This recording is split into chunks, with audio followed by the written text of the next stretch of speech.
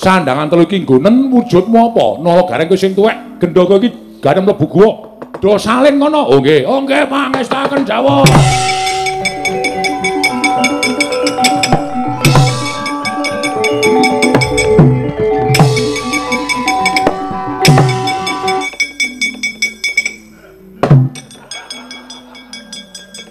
Iki sapa iki? Awit namastu. Nama sida. Bagong ki jane ora wangun. Wis. Kakang Ismaya, mbuh. Ulun Bathara Guru, Kakang.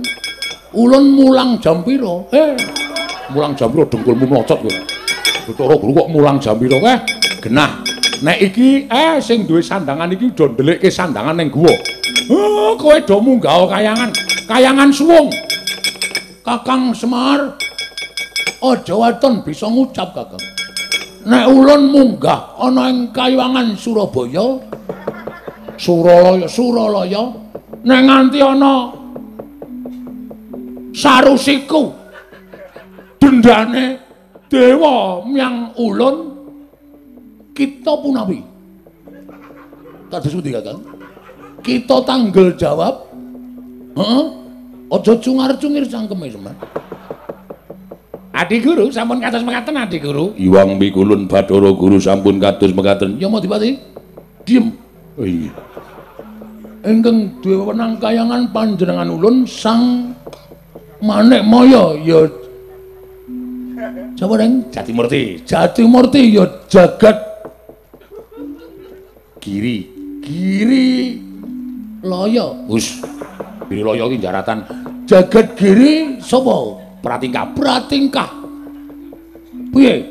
Kakang Semar, kita wani tanggung jawab nek ana walate ulun lungguh ana ing Selakanda waru dayang. Selakanda waru Binangun, waru Binangun. Nek ana walate sing nyangga aku, monggo Adi Guru bidhal samrika iki.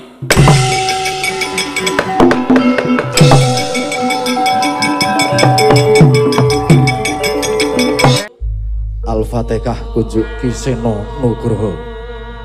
Bismillahirrahmanirrahim. Alhamdulillahirrahmanirrahim. Nong mati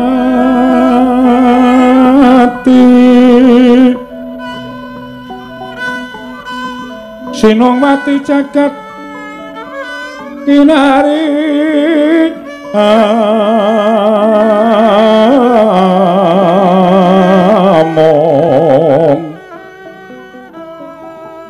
Mbak lumembak ombak ing samudra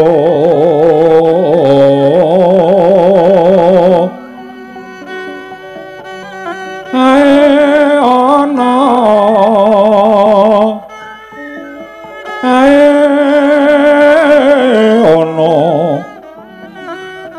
bali lumut ambraganggeng Bawita dencengan jagat Dewa Bathara aman jebuna jating bocah ning lari menika ora iso dirasani. Iya bareng sing teka wis anggene kok migrenku kumat kaya mak tenut Kakang Durna. Pripun Depate?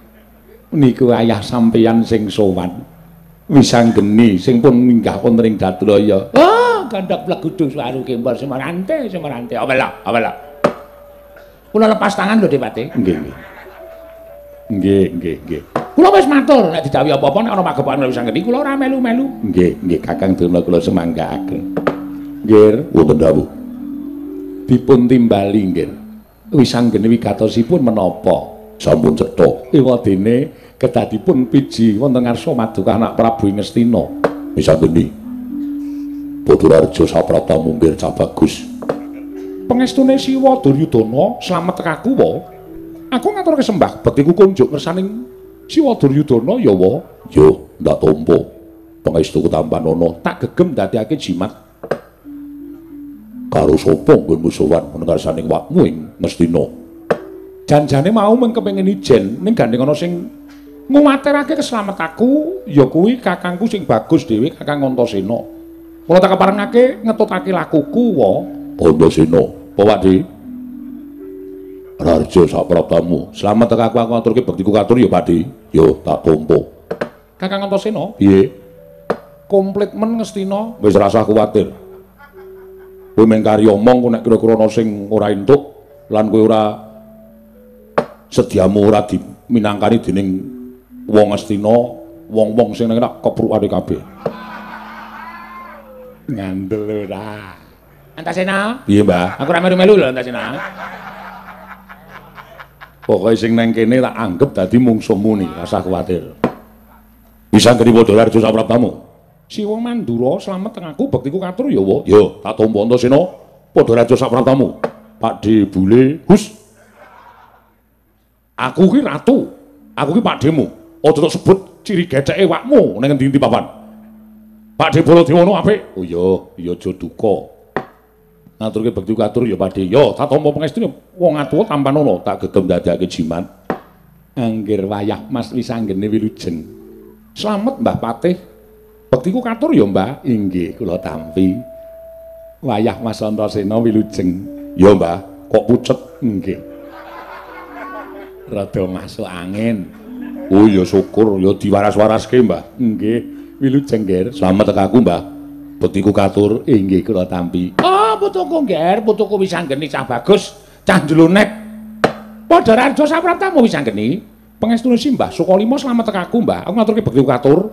Ya tak tampa. Pangestune wong tuwa tampan ana ya Wisanggeni, tak gegem dadekake jimat. Antasena cah bagus slamet. Pangestune Simbah Sukalima slamet Mbah. Aku mau ki liwat Sukalima. Masa? Apa tenan? Ning kok Sukalima kok sepi, gembokan. Oh iya pancen aku lunga. Aku sowane negara Ngastina ora ana cantrik sing sowan mula tak gembok. Lawang Sukalima. Heeh. Sepi ora ana wong? Ora. Ming Mbah Putri kok nang ngarepan. Mbah Putri sapa? Ayo Mbah Putri garwamu. Oh ya wis ora apa-apa. Ora nesu kowe. Ora, wis pancen tak uja. Mau ditumpaki cah cilik-cilik. Minggu dolanan ngalor ngidul bokonge dipecuti. Wis men ora apa-apa. Men bilur kabeh. Engko aku mung kari nambani, ngono ta? Lho lah pancen tok sejet to. Aku seneng nek nambani Mbah Putri ki aku seneng. Oh, cah gemblung ora. Sing jeneng wong tuwa kok dienggo sak kepenake dhewe. Arep kaya ngapa kae Mbahmu Putri Antasena? Heeh. Penak lungguhmu ya, Nger? Ya wis ora kurang kepenak. Bisa ngendi? Ana dawuhmu apa wae? Ora wigati apa dene kowe sowan. Lho, kok dadak tambuh? Mestine Siwa wis nampa nawala saka aku. Ya, aku wis nampa. Wis disurasa isining nawala. Pancen wis tak surasa isining nawala. Yen pancen wis mbok surasa isining nawala, mestine Siwa wis tanggap marang apa kang dadi karepe Wisanggeni. Lah saiki ngene. Gandeng Siwa wis ngerti lan tanggap isining nawala, aku mengkari nyuwun dawuhing Siwa Duryudana. Piye? Monggo babakan negara Ngastina. Mbok maringake wutuh, aku ya trima. Mbok paringake mung separo, aku ya ora apa-apa. Waton aku iso misusungake kelawan wong tuaku Pandhawa. Sebab ngene ya, Pak. Aku karo Kakang Antasena ki wong sing ora iso basa, wong sing ora iso tata krama. Monggo ngendikane wong tuwa, wong yen duwe anak kuwi ora perlu munjung ingkung gajah saben dina marang wong tuwa, nanging cukup tumindak ingkang becik, pakarti ingkang prayoga sarta ngerti unggah-ungguh lan tata krama. Kuwi padha karo wis nyuwargake marang wong tuwa. Lah gandeng aku iki ora iso tata krama, aku iki ora iso unggah-ungguh. Mula aku pengen misusungake kamulyaning wong tuaku para Pandhawa sarana aku nyuwun negara Ngastina. Gajeke critane iki mbiyen tak dudu negaramu. Iki mbiyen negarane Kanjeng Eyang Prabu Pandu Dewayana. Ning gandeng Kanjeng Eyang kuwi surut ana ing Kasedan Jati, monggo bak diparingke marang Kanjeng Eyang Dastarata. Kanjeng Eyang Dastarata nampa pitung kasih Kanjeng Eyang Pandu, samangsa-mangsa pundhenku Pandhawa wis padha dewasa, Ngastina kon balekake ning mangune ngumut gula krasa legi. Kamukten ora dibalekake ning diparingake karo anake. Dadi tak anggap Siwa Duryudana kuwi Nalendra nyilih negara. Mula gandeng sing kawogan kepengin njaluk ya balekno, ora ana jamak lumane wong nyilih kok dijaluk bali kok ora entuk ki terus nyilih cara ngendi? Pripun Paman? Bener kok nggih. Leres niku. Wong nyilih niku ya kudune dibalekke. Lah wong nyile kok ya ora dibalekke iki niku ya ora bener. Rak ya ngono ta, Ngger? Iya, Mbah. Lah rak ngaten ta. Mboten sampeyan iku nderek pundi? Sementara niki nderek sing payu.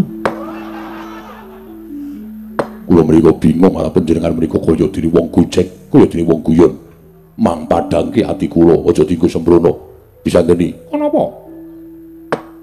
Ngeling ngono ya, Ngger. Yen to wong tuamu Kurawa iki cacahe akeh. Yen to ngati negara Ngastina iki tak barekake marang panguwasaning para Pandhawa lumantar anakku wis anggene. Mula kaki sawangen. Banjur awakmu Duryudana bakal menyang endi papan dununge? Aku kudu ngeyup menyang endi? Kuwi dudu perkaraku. Kuwi perkara sampeyan. Perkara sampeyan arep ngeyup menyang endi kuwi sakarepmu. Wong aku ya wis ngerti critane. Sampeyan ya ora nate ngayomi marang wong tuaku Pandhawa. Sampeyan ora nate ngayomi marang wong tuaku Pandhawa 5 cacahe. Wong tuaku Pandhawa 5 cacahe mapan ana ing alas pirang-pirang puluh taun suwene ora mbok tampa ning negara Ngastina. Monggo iki janjane negarane Pandhawa. Sampeyan ora gagas uriping para Pandhawa, sampeyan ora mikir uriping para Pandhawa. Lah kok saiki barang negara tak jaluk, aku kon mikir uripmu ki nuwun sewu. Wong nandur ki bakal ngunduh, ngono. Wong jilih bakal ngulihake, sapa sing bibiti ala ing kono bakal entuk hukum karma. Wis hukume ngalam, ora bakal iso ditolak dening sapa wae. Iya. Iya piye? Piye ni? Entuk ora? Kok sik nek ora entuk tak bres-bres ngono rampung kabeh iki. Antasena, piye, Mbah? Sabra. Sabar kok sabra. Ah, wong kok kemarai tratapan ora. Rembuke urung rampung kok sar dibres-bres apa? Udan apa? Lah iya, aku yo mung nunggu wis anggene kok. Oh, sing sabar, ora sak kepenake dhewe kaya ngono kuwi. Wis, paring pangandikan. Yen kowe paring pangandikan, tak tampa entuk apa urane. Nek entuk matur nuwun, nek ora tak aturi jaga jagang sing jero beteng sing kandel. Wis anggene nadyan ming wong loro karo kakangku Antasena mapan negara Ngastina. Nadyan ning Tegal Kulukasetra kabeh para-para putra Pandhawa sumuyut sarta wis bantu marang aku. Ning aku wong loro til iki ora bakal wedi mungsuh para Kurawa. Iya to, Kakang? Yo. Nah, krungu dhewe to kowe. Wis gage. Kowe Prabu kados pundi? Wis anggene. Apa wae? Mbaya sing sabar nganggo pitung aja sakarepe dhewe. Kok sik sampeyan ki ora sampe melu-melu. Sampeyan ki dudu wong Kurawa. Sampeyan ki wong Mandura. Neng kene iki mung dadi pengayomaning para Sata Kurawa. Dene kuwi kewajiban sampeyan. Wis cukup. Ora sampe melu perkara iki. Nek melu perkara iki tak katutke dosane, aku ora wedi lho karo Baladewa. Ya wis. Ya wis sakaremu. Walah, kok mak pratap aku. Ora usah wedine, pokoke nggawa aku karo sapa-sapa ora bakal wedi aku. Wedine nek ora tok jajake aku. Wong edan mengko. Ya. Tenan lho. Heeh. Engko ngap ora wis to. Enggak aku nang kene ngono mbok kaya ngono. Wis anggene piye? Gage, paringa dawuh. Yo. Iya piye? Tinimbangane aku lan Kurawa mengko padha kapitunan mungsuh kowe. Seksenono yen kowe njabel negara Ngastina. Tak menehake ora ming sak sigar semangka, nanging tak wenehake wutuh boyongen aturna marang para Pandhawa. Yayi, mangke rumiyin.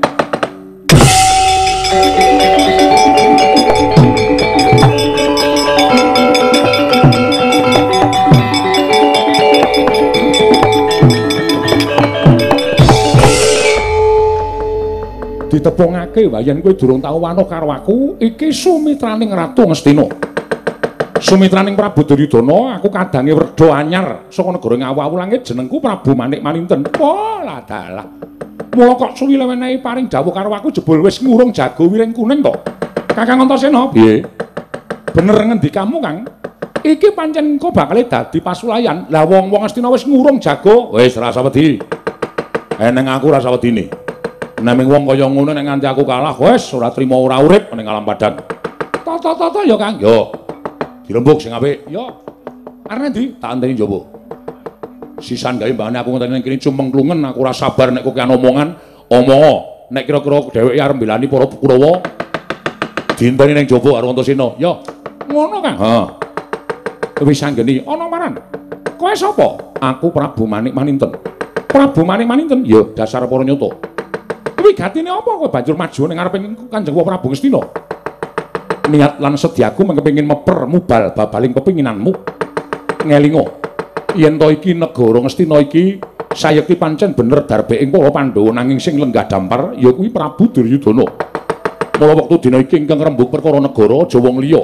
Ingkang rembug negara Ngastina kuwi sing wenang mung Ngesti Kurawa lan Pandhawa.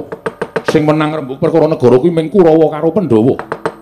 Wong liya liyan kebrayan ora kena ngrembug perkara negara Ngastina. Kosek. Kowe kok iso ngucap sing menang rembug negara Ngastina kuwi mung Pandhawa lan Kurawa. Saiki aku tak takon karo kowe. Nek kowe menging karo aku kuwi sapa? Aku kuwi anak Janaka. Janaka kuwi sapa? Bapa Janaka kuwi panengahing Pandhawa kuwi peranganing Pandhawa. Dadi upama aku melu-melu perkara Ngastina iki, wis sak trepe wong jeraku duwe darah tumraping para Pandhawa. Aku kuwi anaking para Pandhawa. Mula aku ndek wenang rembug perkara iki. Lah saiki aku tak takon karo kowe. Kowe iki wong endi? Kowe iki wong Kurawa ya dudu, wong Pandhawa ya dudu. Kowe iki wong delok. Kowe iki ra duwe sambung rapet apa-apa karo Kurawa. Lah kok melu-melu perkara iki. Saiki sing bener kowe apa aku? Modar kowe. Bapak Dura kok gumejeng. Remen kula, Nger. Kula niki ndek putu wisang geni wong pinter menika remen sangat dan omongane jan ceplas-ceplos. Nggih. Wah, kula ya marem. Nggih, kula ya marem.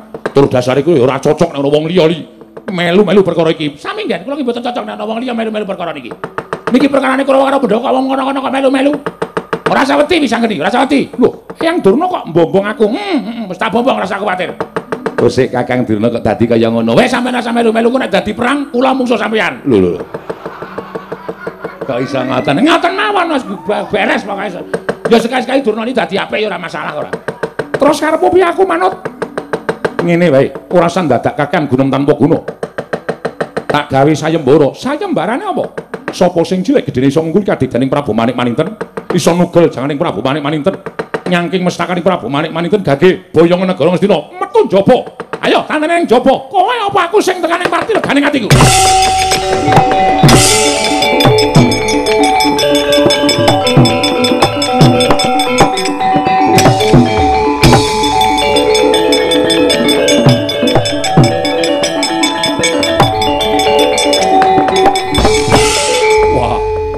Manik jajalanat sukertaning bauna iblis lanat.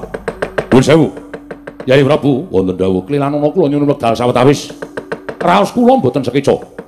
Penggali panjenengan mboten sekeca dipun sababaken menapa. Ing mesinipun perkawis menika saged dipun rembak kanthi rembak ing prayogi. Ning jebul ana wong kana sing wis dianggep sumitraning Yai Prabu Duryudana, ming bakal ngobak-obak katentreman negara Ngastina. Menungso sing cemongol-congol ibarate golek pendhok supaya ketok wani nantang dateng anak kula pun wisang geni.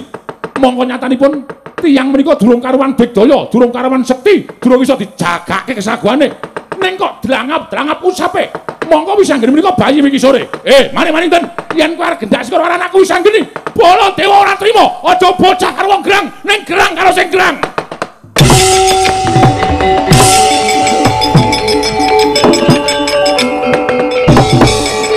Kok kaya ngono Maninten. Kowe iki ibarate karyawan baru. Kowe iki ibarate kowe iki pegawe baru. Lah kok wis kumalancang cumalena sampe namu dhewe. Wong Ngastina wae ora ana sing wani karo wisang. Lah kok kowe drang-drang ucapmu wani karo wisang kan apa? Kakang Durna, wis meneng sampean. Nggih. Niki rembug sing apik. Kula kok cocokan menggih anak Prabu Duryudana Baladewa. Sing piyambakipun menika nadyan kau dosa.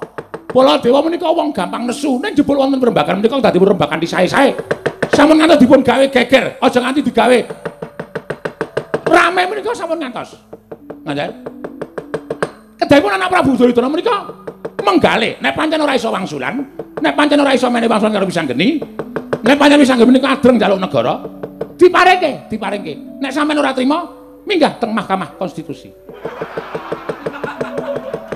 Ngaten ora konjur ampya ora sapene dhewe ora konjur kok dadi perang apa dadi perang kula ora cocok cepate nuwun sewu Nger kula mboten mathok nek ana sirnane Wisanggeni kula melu lara nek ana matine Wisanggeni kula melu kelangan nek Wisanggeni menika mangke iso ngasorake menungso sing jeneng Manik Maninten kula nembe wangsul wonten negaring Ngastina nek Manik Maninten iso ngalahke wis nuwun sewu Nger slaminipun kula mboten badhe wangsul wonten negaring Ngastina.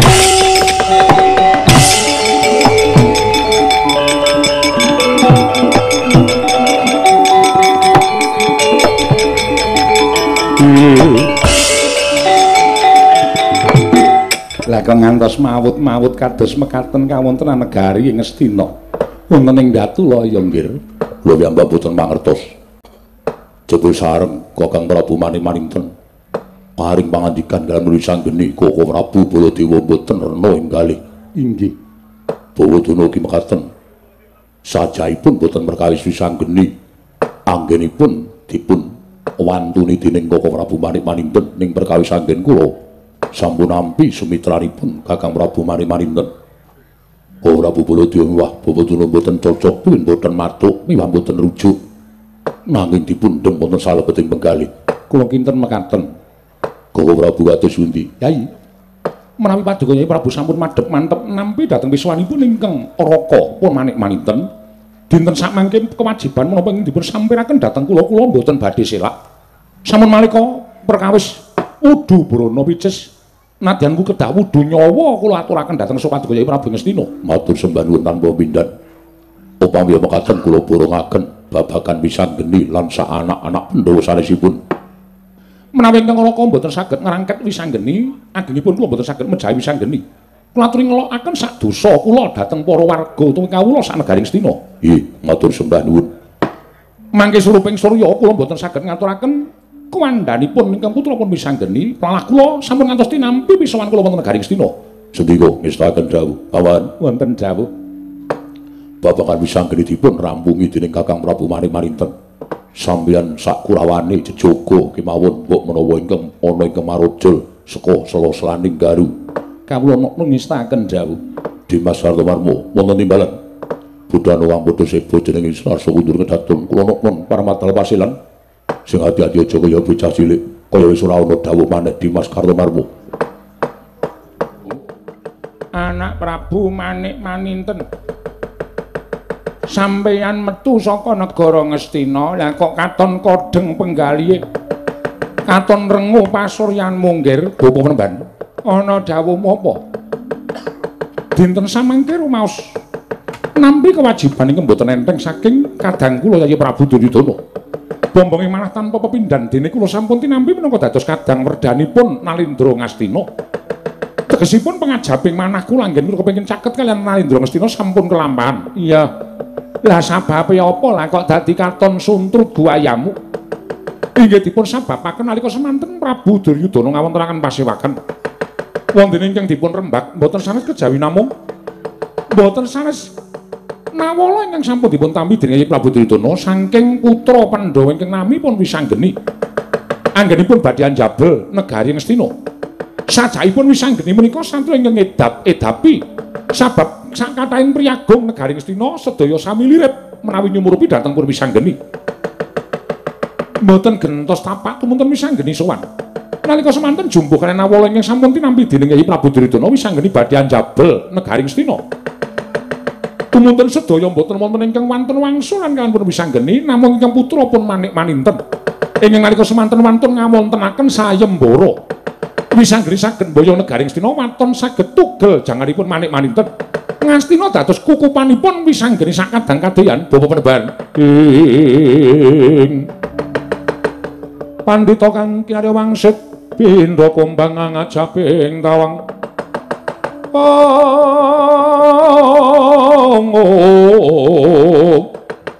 Susuh angin ngendi nggone.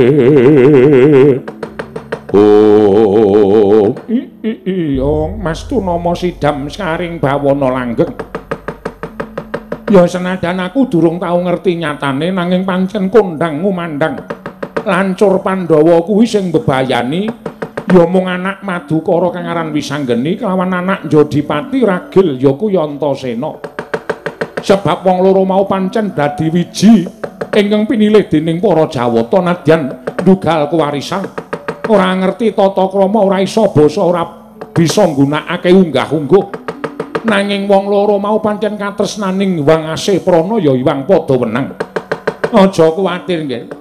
Nadyan to Wisanggeni kuwi sekti kliwat ukur, kliwat kelawan sak papepadaning wong urip ana ing alam donya nanging tumrap aku ingkang jeneng menungsa. Ingkang kedunungan nyawa kuwi mesti duwe keringkihan. Mula ora-orane Wisanggeni ora bisa diasorake, Wisanggeni ora bisa dipateni.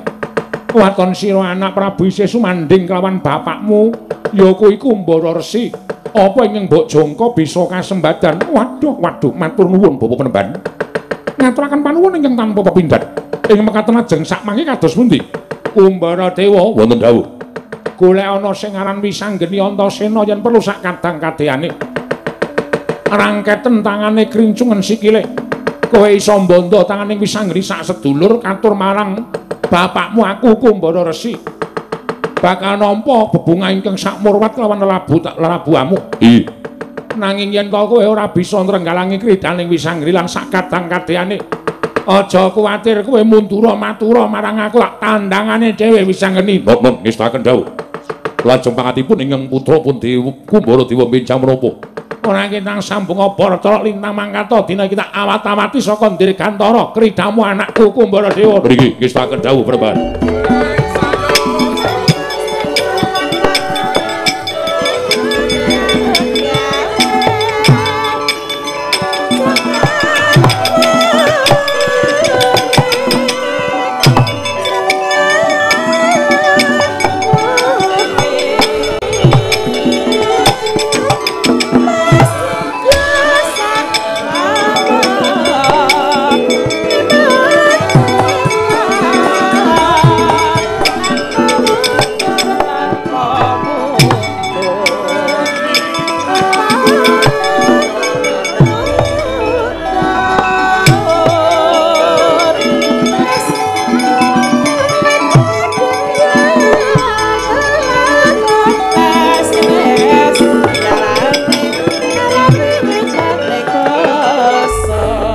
Anggro sesumbar lindhu bumi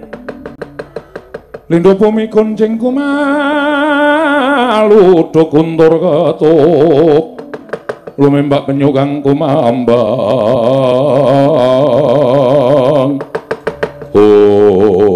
tokok wonten jawuh bilung dalem bos kaget kowe tak timbali kaget raos sing manah kula nembe tenguk-tenguk kalih bilung kok kula prisa utawa kula sumurut pengawinipun Sinuwun Prabu Kumbara Dewa.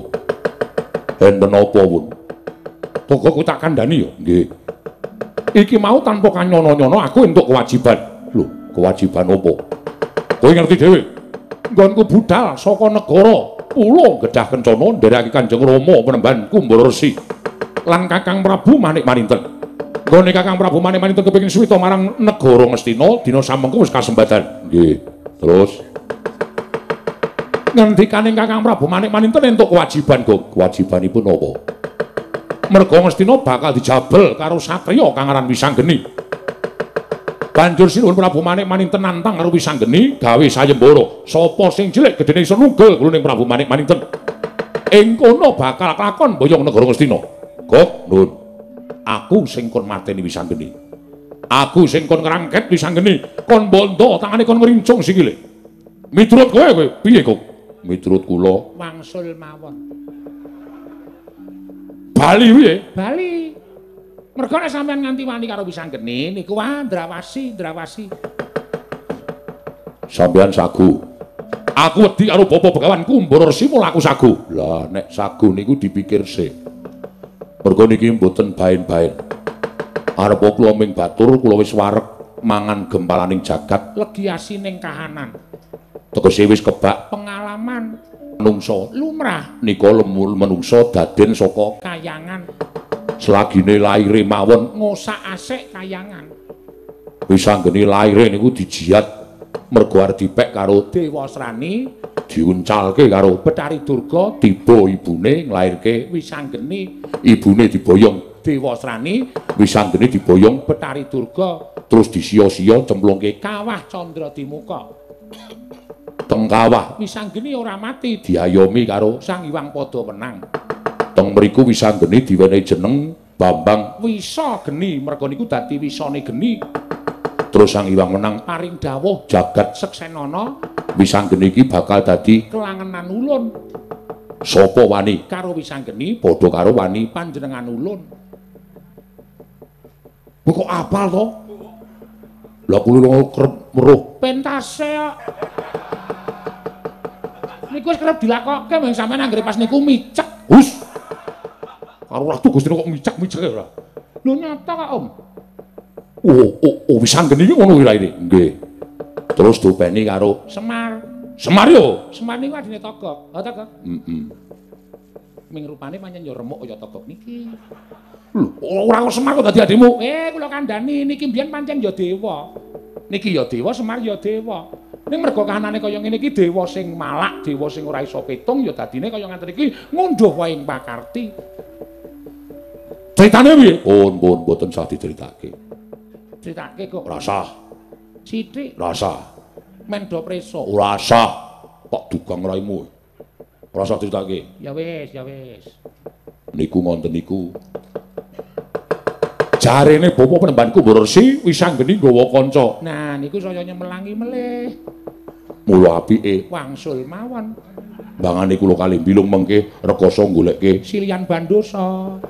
Lho, nggo ngopo? Nggo gotong sampeyan niku. Sebabe Sebabe si Begawanku Mbok Resi paring dawuh nek wis anggeni sak kancane. anak Pandhawa ngaten. Yo. Nah, niku saya nyemelangi ya, Gop. Oh. Sampeyan rasa ketemu karo wis anggeni ketemu anak Pandhawa liyane niku. Sampeyan wis mbok menawa nuwun sewu lho. Almarhum Oh iso, ampuh-ampuh kabeh. digdaya kabeh. Anak Pandhawa ki ning pira? Sing ketok. Sing ketok mawon, sing sering ngerol. Sing sering dadi lakon. Gatotkaca, Antasena, Antarja, Abimanyu, wis anggeni. nek liyane niku ora patek terkenal. Pun kula monggo sing terkenal mawon nggih. Irawan, ataga? Niku sing ketok mawon. Niku mawon digdaya kliwat ukur. Aku sampeyan ajeng wani karo wis anggeni, nek nganti wis anggeni mengke diwangi sing jeneng Gatotkaca. Wah, Nyemelangi, Bos.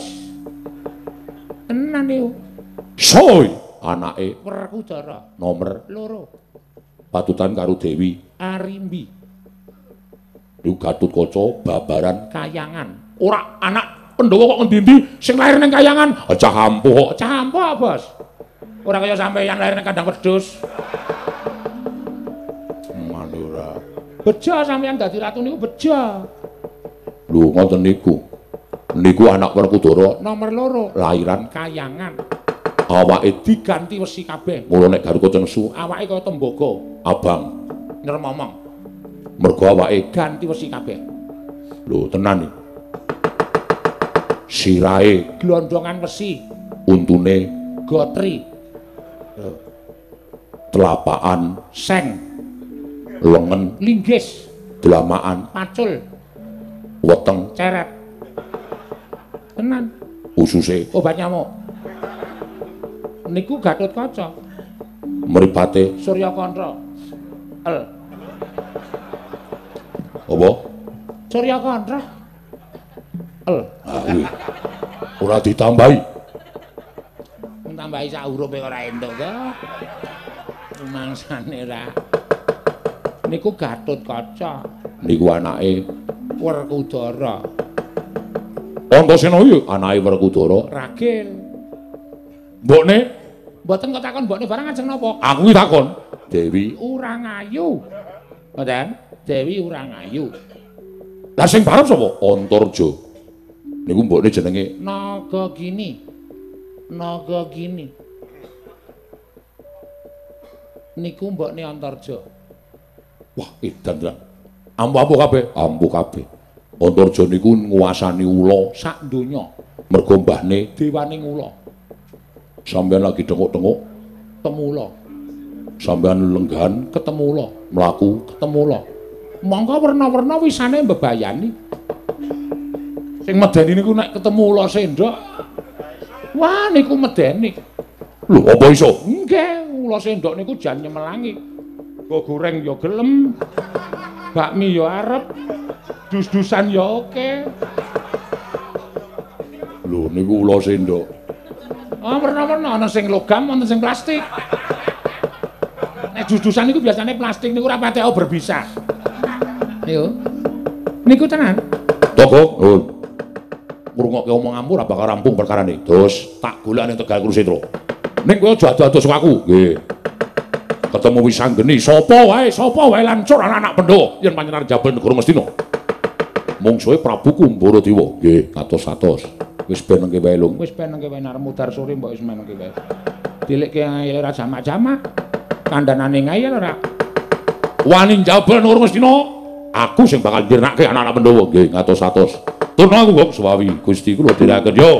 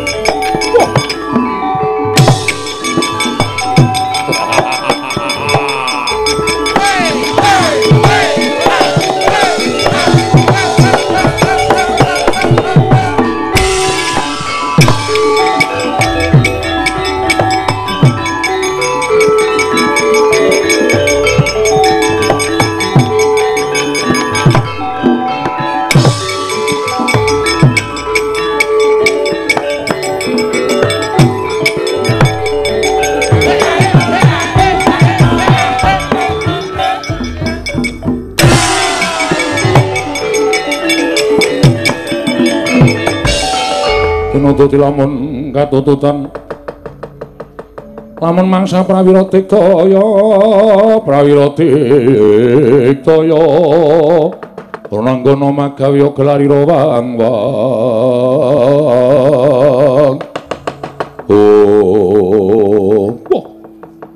durung swenggonku mlaku ana satriya kandhet ngiyayat bringa sing uler geni tumpangke kuping kiwa tengen sawa takun harwaku lho dhisik genti takun sapa ana wujuding Nalindra tlatah sabrang tepungke dulure anom Prabu Manik Maninten aku Prabu Kumbaradewa ya ayo endi Wisanggeni lan kowe sapa Satria Garbara Raden Setyaki sing mburi Antasena anu apa iki sing kandhake togok mau Antasena wah edian lengene ditato jangkar cengelmu saiki kok piye wah, atos suarane. Ngopo golek Anggir Wisanggeni? Wani bakal jabel negara Ngastina. Dening Sinuhun Prabu Manik Maninten disumbari. Kena jabel negara Ngastina iso nglundhungake mestaning Sinuhun Prabu Manik Maninten. Wektu dina iki aku ingkang pinaringan pakaryan supaya nugel gurune Wisanggeni. Ayo. Aja mbok singitke. Aja mbok delekke Wisanggeni. Bayi wingi sore wani malang kadhaone ngarepe nata Ngastina Prabu Duryudana. Konangan Prabu Kumbaradewa ora kelakon tinjau ngakhirat meruput aja tuntang Prabu Kumbaradewa.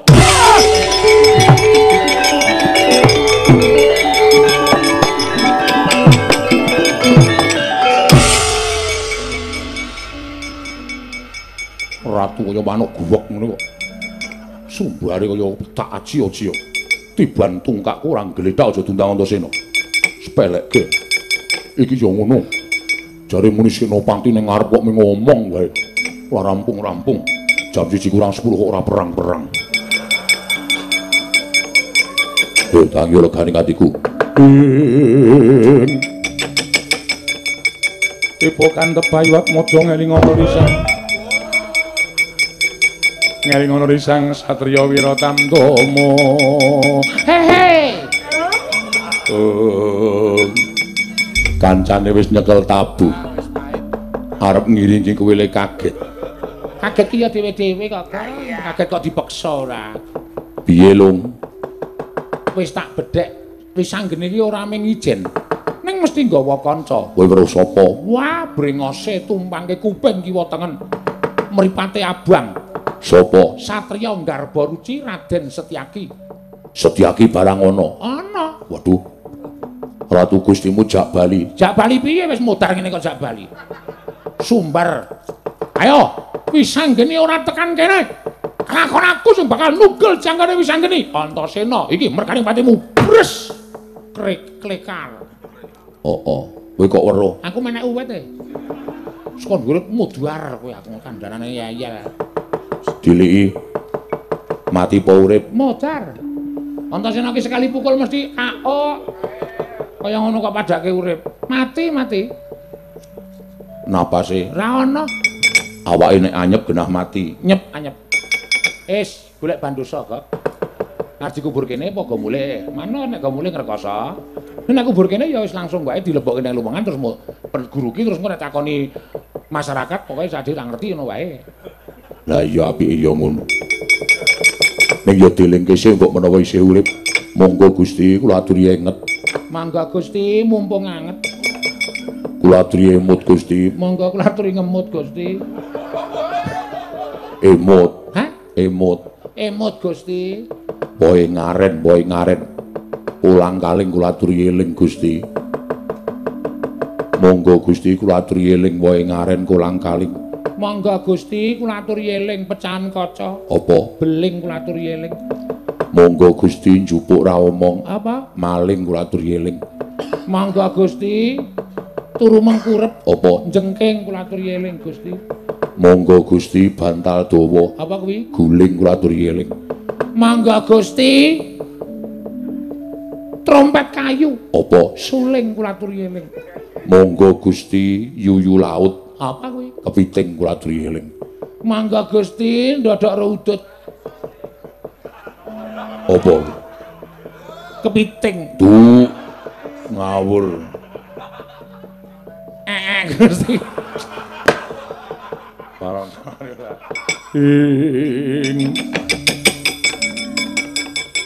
Tiba kantep bayu atmaja ngeling ora risang. Ngeling ora risang Wiratamtama. Gok nun. Aku ketemu Senjaki. Kula weruh kok, Bos. Lho, kowe weruh? Weruh sampeyan nantang. Ayo. Wisang nak tugel gulune. Nantang Senjaki to? Yo. Ning Senjaki ora obah. Sing obah mburine. Antasena. Iki merkane patimu bres. Sampeyan nglekar ora eling. Lho, aku ora eling. Ora, mang menit e, Bos. Suwe lumayan. Ora jeng kula kubur e. Dungkul matos. Ratu kok dikubur. Sopo Senjaki kok? Lah kula wis omong to. Wisang ngene niku kancane Pirang-pirang. Lah kula caosi prisa Senjaki niku Senopati Dwarawati satriya Garba Ruci. Jenenge Raden Setyaki. wonge cilik ning mandeng aku tanpa kedhe brengose kok. Wah, ngulergeni tumpange kuping kiwa tengen. Niku nek mandeng Ora mung mandeng tok, ning dasare satriya pengpengan pun dedaya.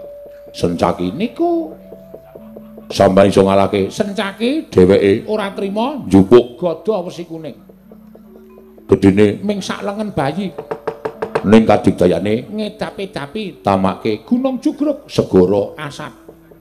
wah gada wesi kuning Gada wesi kuning. Niku ming sak lengen bayi.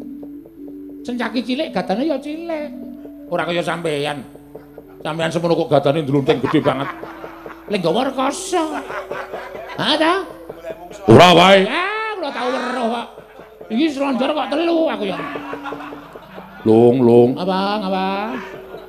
sadar ora sak karepe dhewe. Aku ngomongke kok.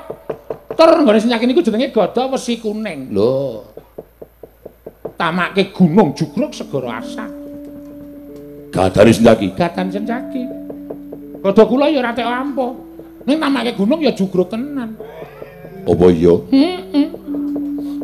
Tamake tengah-tengah duk ngono. Jugruk ngiwa jugruk nengen gunung. oh iya Kandhani kok kowe iki. Mbok iso dipraktekke to, Gak? Ora tukang takon bae gah ku. lho niku ngoten niku tokok nun arep dikaya ngapa aku ora kalah ning nyatane diantem Senjaki Ora eling kok ora kalah.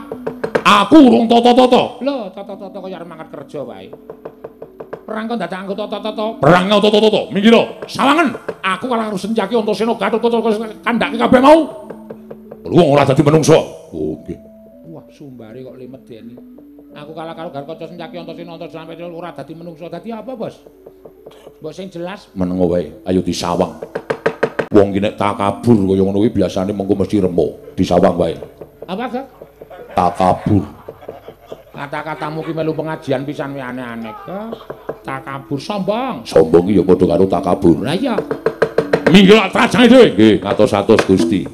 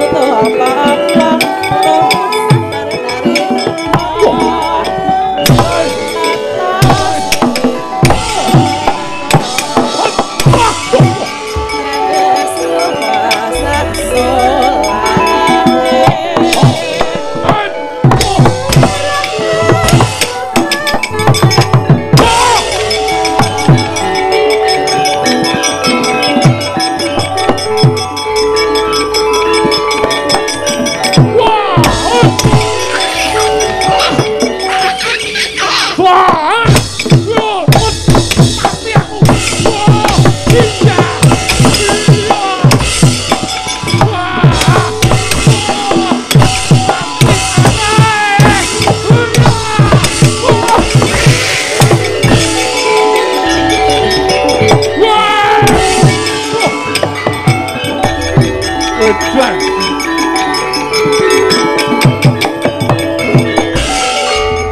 Pripun? Wah. Wah. Kancane akeh banget, Sob.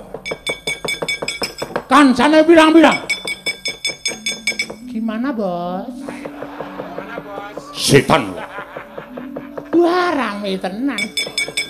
Roh apa kowe? Domange aku ki menek uwit e. Sencaki mungsuh bendaramu. Sencaki diantem pisanan sajake ora siap. Ndeke joget tandung tandrana. Tok tok. Tok tok. Ora nganggo. Mboten apa? Ora. Sapa ya sing joget kono mau? Prastiwi apa ya? Udu. Senengane ora. Bareng ngono sencaki krida. Dheweke ora entuk papan candhak sirahe guantem dies. Candhak meneh sirahe saka kadon sapa jenenge iki? Antasena ngetokke tendangan tanpa bayangan. Bres klekar. Antasena maju dantem bendaramu ora apa-apa. Wah rame tenan kok tak jak ndelok ngeyel. Aku lek arep menek uwit piye awake gedene semene kaya. Bar kuwi Antasena nyandak sirahe bendaramu iki Prabu Kumbaradewa. Antarja saka kadoan. Wah, cilik aku modar kowe. Aku krungu ana wong muni terus-terus mau sapa? Kula. Oh iki jane ndombani aku apa? Ndombani kono kok. Lho manut. Kok mlayu kok kula ya gelem mulane iku alran kok wong. Kepenak kok.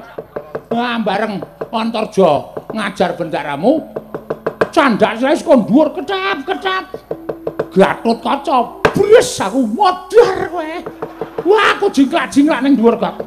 Saking senenge. Saking senenge aku ki nek rombongan rekoso ki seneng kok. Oh. Rombongan kedengak-dengak. Ora mangan ora ngombe ki atiku bahagia. Heeh ta. Iya. Bareng ngono mungsuh Garukaca ki juodane murup nganggo rompi kae. Oh. Gambare bintang. Garukaca iki melu partai apa ya? Ora. Duantem dis ora apa-apa. Karo Garukaca candak sirahe set. Wah, terakhir. Sopo? Bakul kapuk. Bakul kapuk sapa? Putih-putih ki. Anoman. Anoman. Ciet bres. Jambak jebloske duas. Aku saka dhuwur terus. Wah, bareng ngono terus klekar seneng aku. Ndek nauni kok. Pisang geni sak kancane remuk kabeh kok. Di mana kata-katamu? Edan. Aku ijen kok ya kalah no. Ora iki mboten perkara ijen karo mboten sing dadi niku nyatane. Pripun teruske mboten? Ngomongi kok. Kancane pirang-pirang kok. Ana munyuke bareng. Niku jenenge Anoman. Pendhita Kendali Sada. Nek sampeyan tau maca buku sing jeneng Gembong Mangliawan iku nggih niku. Niku tau bedah negara mateni buta pirang-pirang. Ijen. Sampeyan tau lho. Sampeyan bedah kadang pitike ndaluk iwang kula kok. Bedah negara. Niku jenenge Anoman. Wedan. Wong kono do kompak-kompak kabeh. Ayo, tutuke kok piye? Arep tutuke nggon warmateni Wisanggeni. Wisanggeni adikku. Warmateni Wisanggeni mungsuhe Antasena. Muni yo. Ayo muni, Om. Ndara Antasena diwaneni. Satriya pengpengan nih padake. Nggih, Den. Heeh. Sampluk mawon. Modar.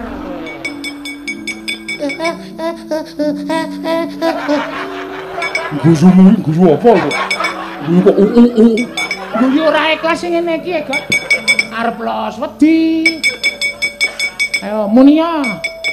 Sampluk sisan kowe kandhani. Kuwi kok mboten kurang-kurang lho, Ndara.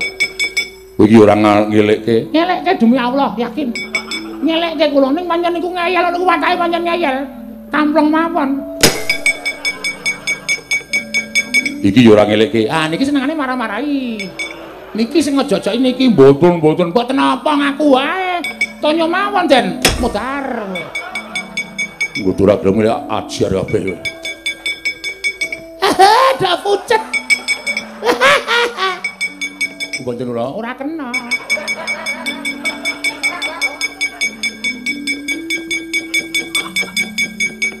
Mudyar Ndara Sencaki. Ndara Sencaki ora tau ngomong, ora tau ngendikan ning terus nonyo. Blarak tenan. Aku kok tepat ya apa-apa ki. Selamat. Tangan kiwa. Blarak tenan. Seneng tenan aku. Ora kok do manut rombilung iki. Manut wae kanca sekake padake. Gatotkaca niku Dulongkas biasane Gatotkaca. Saka dhuwur tanpa nganggo mandheg bres. Ning asli kula mboten goroh. Ngandel ora. Aku soalnya kulino nderekke ratu kok. Ya ngono kuwi kok le nyiksa. Ngandel ora. Kowe mendhak Gok, kowe mendhak. Wah, ora keson Jombaya terus aku.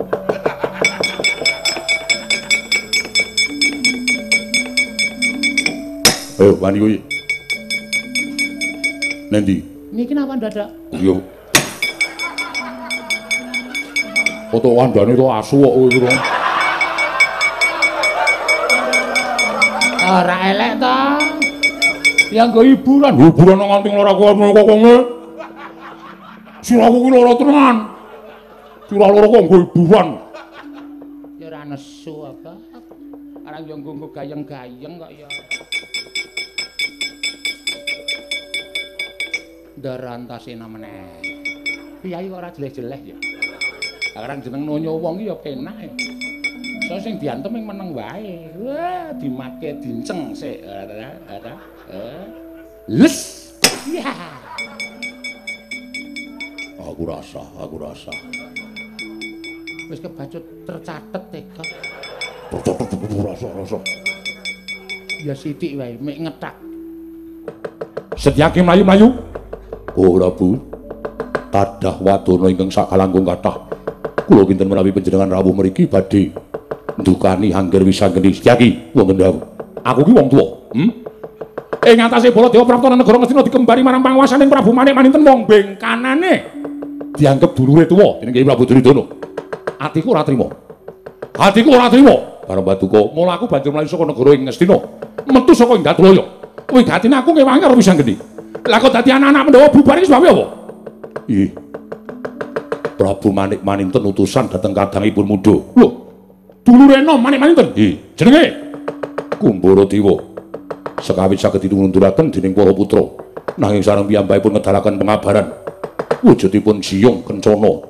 Kula dipun cokot. Panas badan kula. Angger garwaca dipun cokot. Angger Antarja dipun cokot. Sedaya dipun unduraken dening Prabu Kumbaradewa. Iblis anak menawi jajaran suwertane Bawana. Ngalahke anak-anak Pandhawa. Nata Mantura Prabu Baladewa tantang ana legane ati kepala.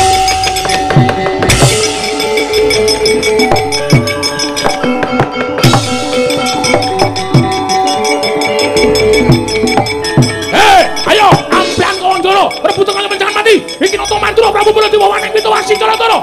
Wani karo aku tinju ngakhirat nyawaku kabeh.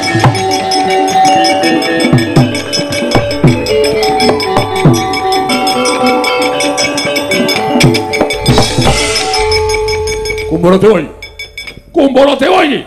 Ya, dasar para nyata sapa iki? Lan mripanmu ganina gombong Nata Mantura Prabu Baladewa. Wani pitawasi Jalatara nampa krasana. Iki Nata Mantura Prabu Baladewa. Sapa-sapa tak cokoti ya. Sapa-sapa tak cokoti. Iblis aran kowe nyokat-nyokot ora bayar kowe. Iki ngopo piye? Ayo, aja bocah wingi stres entuk kalahke. Baladewa, iki wong tuane anak-anak Pandhawa. Sing jeneng dulurmu tuwa Manik Maninten, gedangkrang sila tumpang negara Ngastina, ngenyanyak mestakane Baladewa. Ora bertule piye? Ayo, kowe sisan yen perlu tak katutke. Piye? Muni piye? Kowe sing apa? Flu kowe ya. Kowe sisan tak katutke. Piye? Kowe sisan tak katutke. Arep katutke Baladewa. Iya. Kowe arep katutke Baladewa. Ayo gage.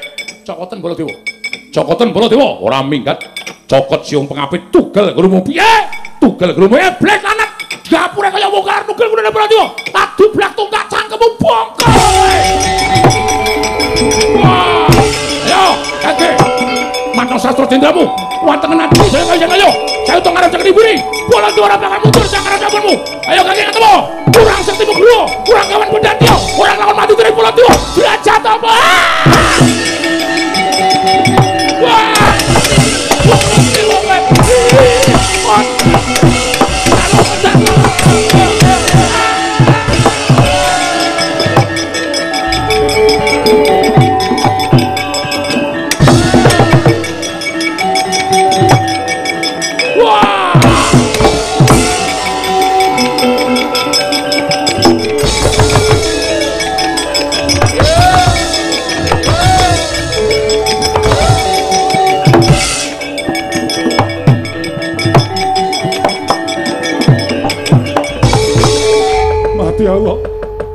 Toko mati aku mati kok. Aku mati. Sabar. Sampeyan nek ora tak slametke, remuk awak sampeyan. Edan. Ora ledo galake ora jamak-jamak. Lah biar tak cokot dhewe wis ndupak. Lah sampeyan mboten bayar. Nyokot. Sing wis dicokot niku diitung. Regane pira dibayar aja tuna bakule. Dapurmu ngono. Sabar. Mati aku kok. Iki nanti kok. Teng Jugangan. Lho. Nang Jugangan? Nggih. Wose ndelik slamet. Sampeyan diburu wong pirang-pirang. Aduh, mati aku kok. Aku tolong ngono. Anteng. Mungkin nek nganti do liwat mriki, sampeyan ngerti teng Jugangan. Niki sampeyan cilaka. Pokoke meneng. Yo, aku manut kowe kok. Lah nggih. Bilung nanti. Mudhar kene ngopo? Sampar Baladewa. Cah cilik klitah-klitih. Bilung niku lho ndelok sampeyan perang niku menek wit. Munggah meja. Sampar Baladewa mudhar. Asemi. Do ninggal to? Hah? Kagak. Oh ayu. Kaya suarane Bilung. Lah nggih kok isih urip. Oh iya kene ngejak-jak ora tanggung jawab ora. Diwenehi tondo men ngerti nek kowe karo aku nang kene. Nggih.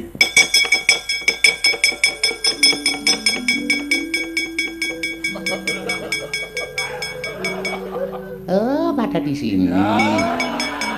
Lamit.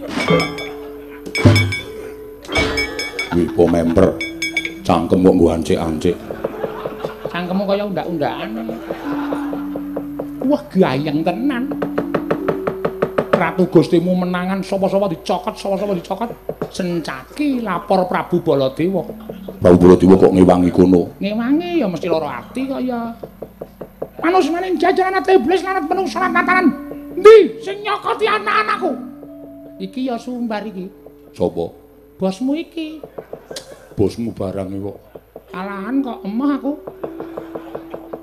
Ayo aku Prabu Kumbara Yaksa, ora minggat cokot gulumu. Piye? Aku nganti keplotra saka wit lho, Gok. Kono muni piye aku pletre ngono. Saking serone. Bareng nyokot Baladewa cokoten. Ora minggat cokot ning kowe iblis anak dapure kaya ngene dublak tunggak cangkemmu buang koprol. Tutuke Prabu Kumbaradewa gajul Baladewa. Dhek nglekarem iso ngantem. Matno sastra jendramu wateken aja dhewe ukuran Baladewa motor dening aku kowe jreng wis ngono kae lah. Mati aku kok. Lagi nggih sabar. Wah, gayeng tenan. Ora seru-seru. Iki dalam rangka sembunyi. Ngomong ora seru-seru. Oh iya ndek lali aku. Ayo, meneng anteng. Ndak konangan.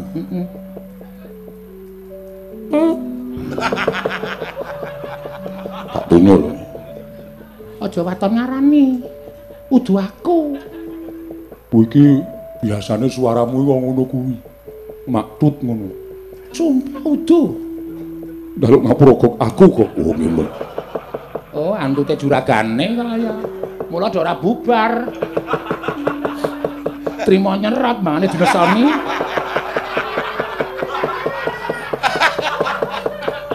Ayo juragane iki senengane ngono kuwi kaya. Nek ana wong kumpul-kumpul nyedak engko ngentut. Sing lunga dinesoni. Ayo kowe piye to? Ha iya. Sedyaki, Mboten tahu. Gatotkaca Antarja, Antasena, goleki manusane. Sriko. Kok iso ilang. Meneng lho. Sapa? Sencaki, litah-litih. Oh ya iso ilang. Cekel poteng-poteng awake. Mati aku kok. Meneng mawon dereng dipoteng-poteng. Bumbune rung dadi.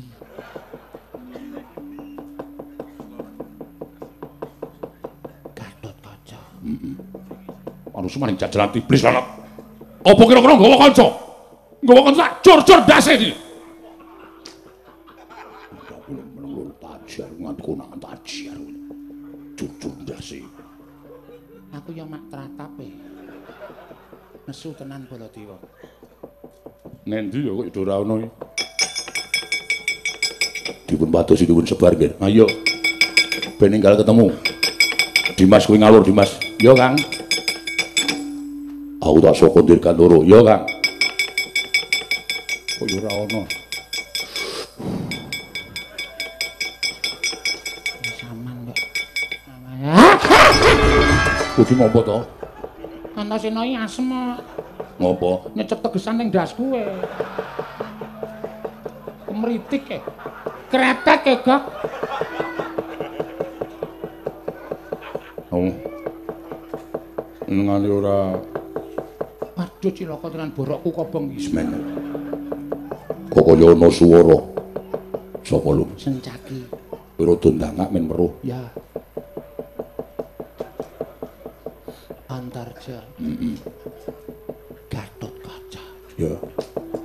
Antasena. Sapa? Bakul kapuk. Anoman putih ta? Sapa? Kresna. Sapa? Kresna. Kresna kok tekan kene. Domongi kok. Kresna ki ireng ta?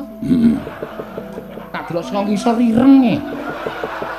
Apa iya? Domongi kok kowe iki. Ngayal kandhan-kandhanane ireng-ireng bekisi. Apa iya? Domongi kok. Rodondangane. Rodondangane ngayal kok kowe iki domongi ngayal kowe iki ora percaya karo aku kowe.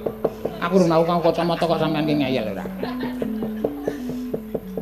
Sencaki, paham? Antarja. Ayo. Gatotkaca wirawiri.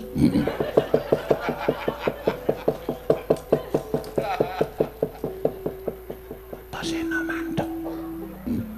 Antasena mandeg. Sapa? Cangkemmu ilo. Terus. Selamat. Anoman. Kresna ta. Kae lho matno kae lho ireng ora kae.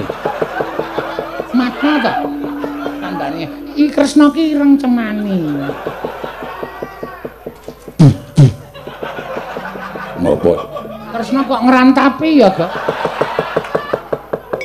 Apa iya? Damangi kok. Mbok ditiliki. Udu. Sapa? Prastiwi. Mula kok wis rontok. Dapur mula. Wong meneng wae kok iso tiba dhewe. Piro. Oh ya. Toko kuwi kok mati aku. Sampeyan lak dipun dawuhi supados lapor Begawan Kumbara Resi. Iya. Sampeyan matur mawon nek kalah karo anak-anak Pandhawa. Penembahan kula nyuwun senjata pitulung penembahan.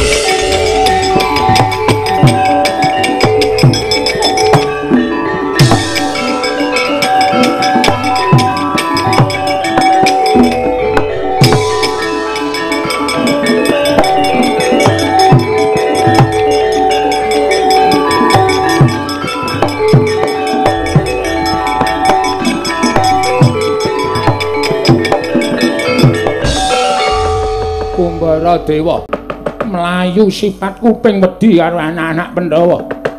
Mana ora Pangling Prabu Baladewa katon melu rombongan anak-anak Pandhawa. Oh, gerangan ora ngandani karo bocah enom. Semune ndombani kakarepane anak-anak Pandhawa. Prabu Baladewa kowe ingkang nyikara karo anakku Siswa Kumbaradewa. Ayo iki gerangane Kumbara Resi Tandangana legane atiku tamu mbah tatimu kowe sinuwun.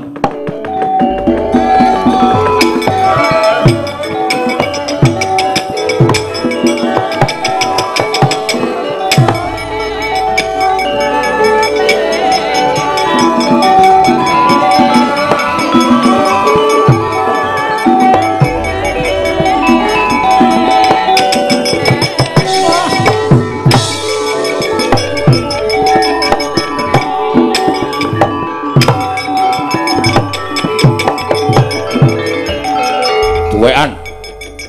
Soe. Takon karo aku Kumbara Resi. Aku wong tuane Manik Manten. Lah, ra apa. Mesti sak kulawarga mung kepengin ngiyup Kamungten.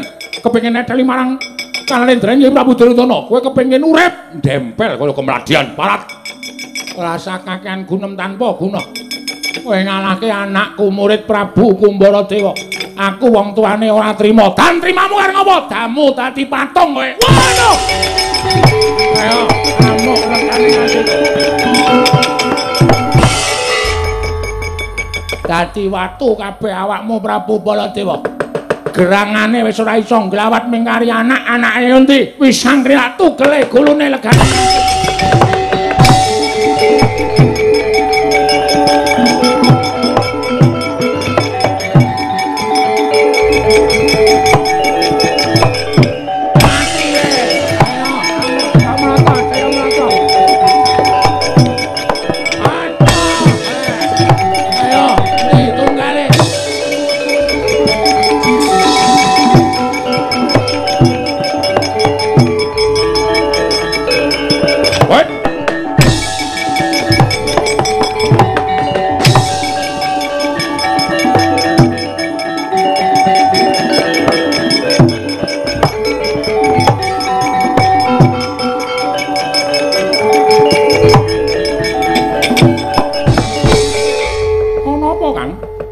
Geger nih.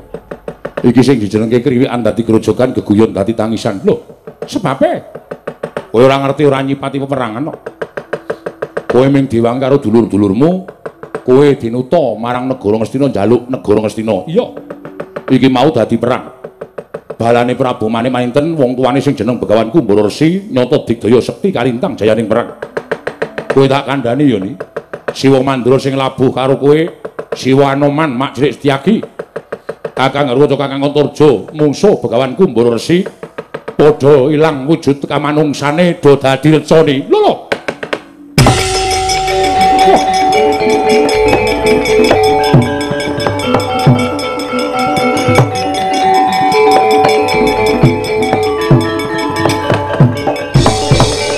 Adalah jagat Dewa Bathara ya jagat pangestu ngono. Lah kok dadi ngedapi temen jagoning Siwa Duryudana. Nganti dulur-dulurku kabeh padha saling wujud dadi reca. Oh. Piye niki iki? Apa aku tak maju? Tak mbilani dulur-dulurku kok sik. Ora usah kowe maju, nek kowe maju kowe dadi reca aku ora duwe kanca. Aku mung ijin. Lah terus? Ngene. Perkara iki aku ora nrimakake. Niatku apik, niatku becik bakal misungsung kamukten marang pepundhenku Pandhawa. Nanging lah kok dadi ana pacoban sing kaya mengkene. Aku kudu mungsuh Prabuku Manik Manten lan Begawan Kumbara Resi sing pancen digdaya sekti kalintang jayaning perang. Oh. Kang, piye? Andum gawe piye? Reca-reca sing dumadi saka Kakang Garwaca lan sak piturute kae mau tunggunen. Terus aku tak munggah ning kayangan. Munggah ning kayangan ngendi? Aku tak sowan Iwang Pikulun padha wenang. Aku ora nrimake lakon iki, aku nyuwun pituduhe Iwang Pikulun padha wenang. Terus balimu sok kapan? Aja lunga, nggonmu nunggu reca-reca kae yen aku durung bali ning Tegal Kurkasetra ya, Kang. Yo, sing ati-ati yo ni. Iya.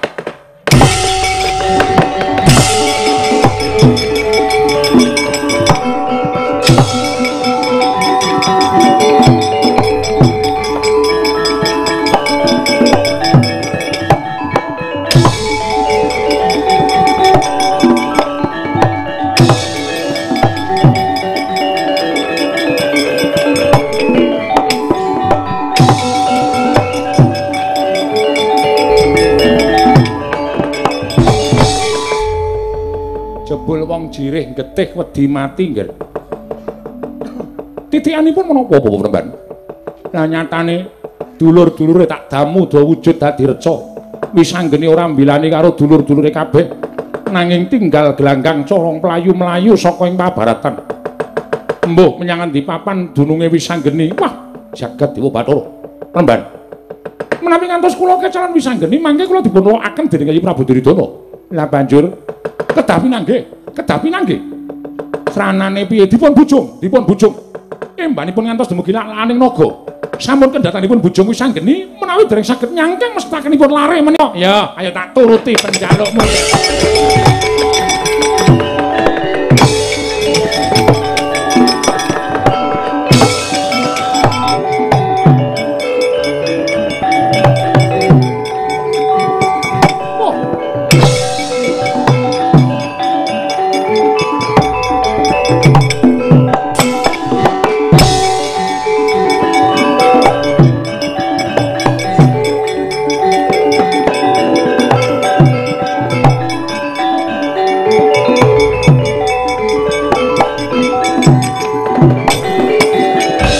Latmara Sang Arjuna semuanya kang kamanungsan kasrepan tingkahing mungsuh niran padha kadang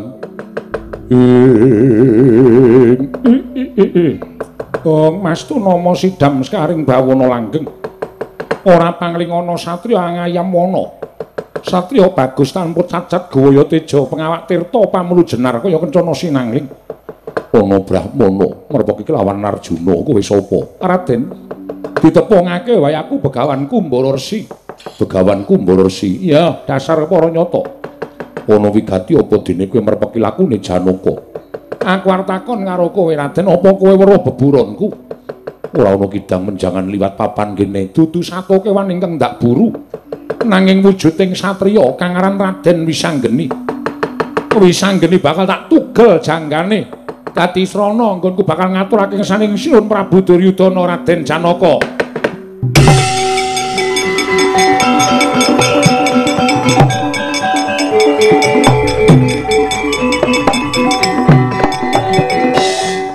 Tesmak bathuk mata mlorok ora ndedelok ngrasani karo anakku lanang Wisanggeni iki bapakne Wisanggeni wae lah dalah sini kita nemoni macan keparat malayan ngono cetha lamun kowe ndelikke Wisanggeni ayo mbok duduhake apa ora yen ora tak duduhake lakon ning kene marganing matimu mara jajalen Janaka reganing atiku kang samar pamaring sapa sinukmaya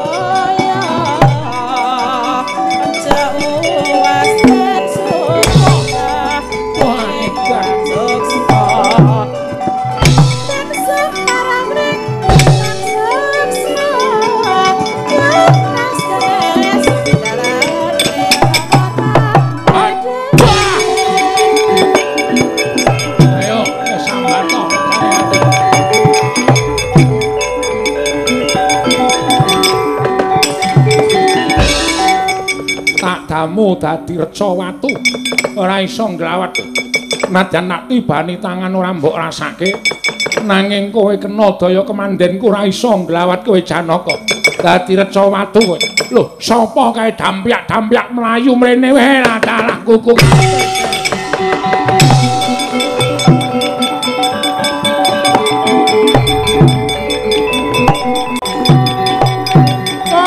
dan sampeyan napa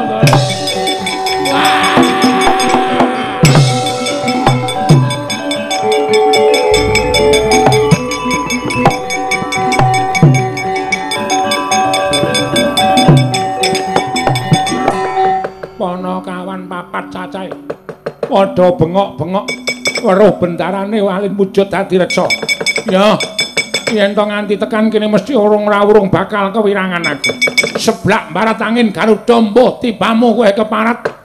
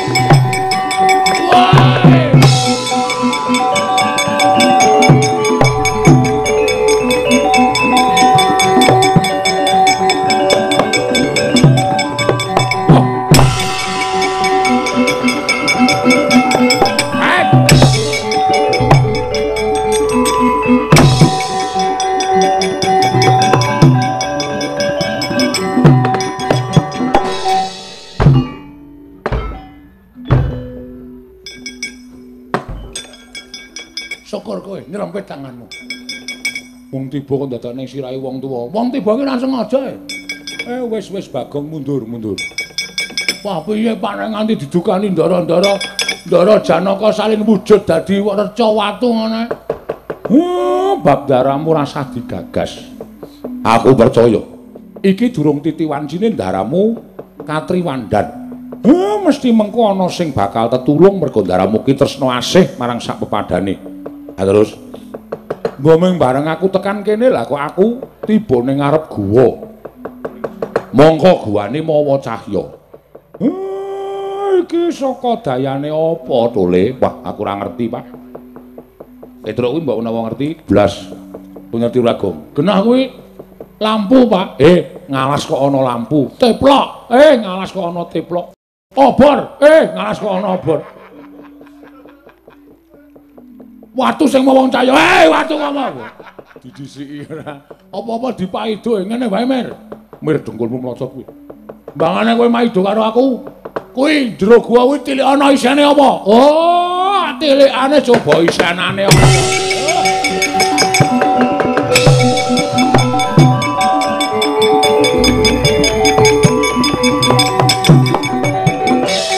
Oh, isine gendaka. Ngandel ora mbaka loro. Do adep-adepan ya saja.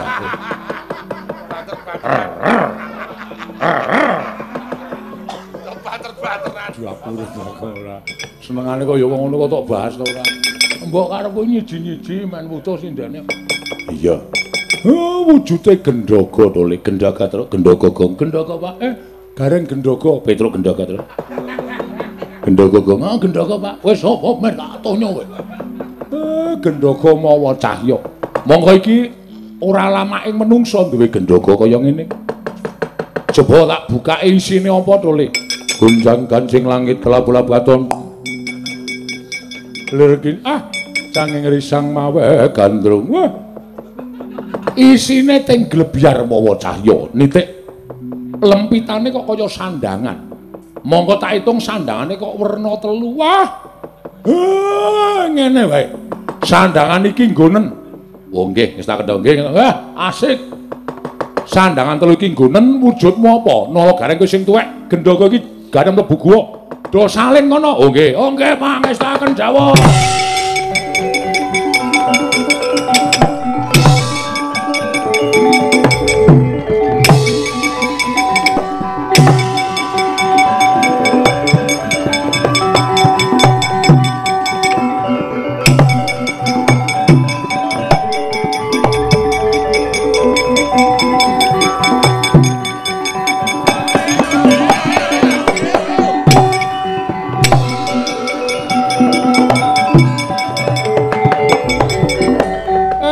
Iki sing dadi nerada iki kula Pak. Nala gareng wis wangun dadi nerada. Suarane cilik. Lah sing mburi kuwi kula Pak. Petruk dadi ama dipati sandangane cocok.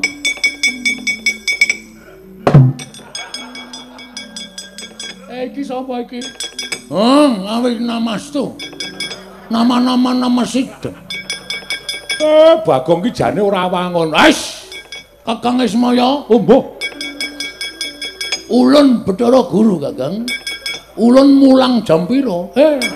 Mulang jam pira dengkulmu mlocot kowe. Bathara Guru kok mulang jam pira? Genah. Nek iki sing duwe sandangan iki udah ndelikke sandangan ning guwa. Kowe do munggah kayangan suwung. Kakang Semar aja waton bisa ngucap, Kakang. Nek ulun munggah ana ing kayangan Surabaya, Suralaya nek nganti ana sarusiku dendane dewa miang ulun kita punawi. Kados pundi Kakang? Kita tanggel jawab. Aja cungar-cungir cangkeme Semar.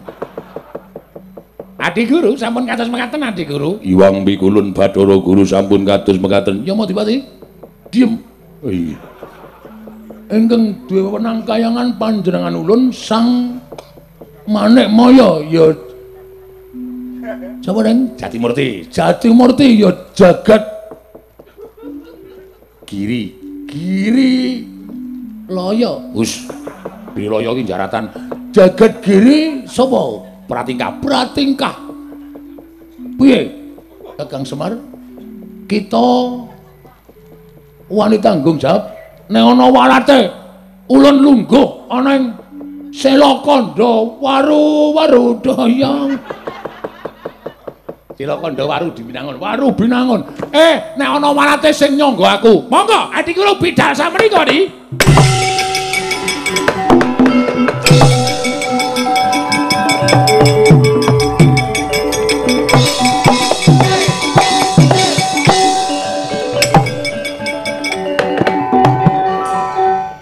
Kowe iki ndang menyang kok iso mbogok ning kono Kakang Semar? Ulun darbe pertanyaan.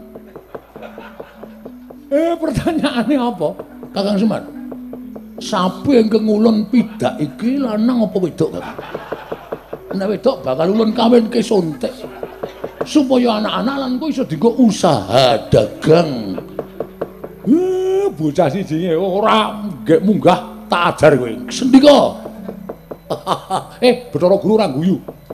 Ndika Kakang Semar. Waduh, Kakang Semar kula niki nek mesti suwe. Sebabe apa? Keleke papat. Lengosoki suwe, Kakang. Aduh sakarepmu ora sakarepmu. Nggih, rak ngaten cecanipun.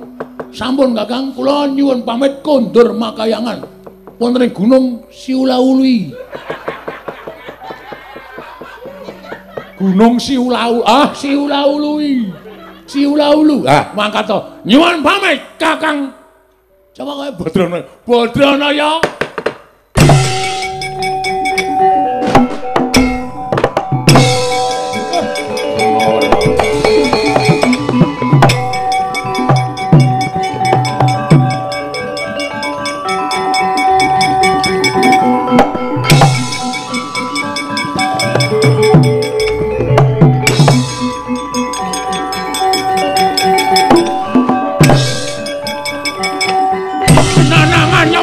Aduh nyuwun Pak.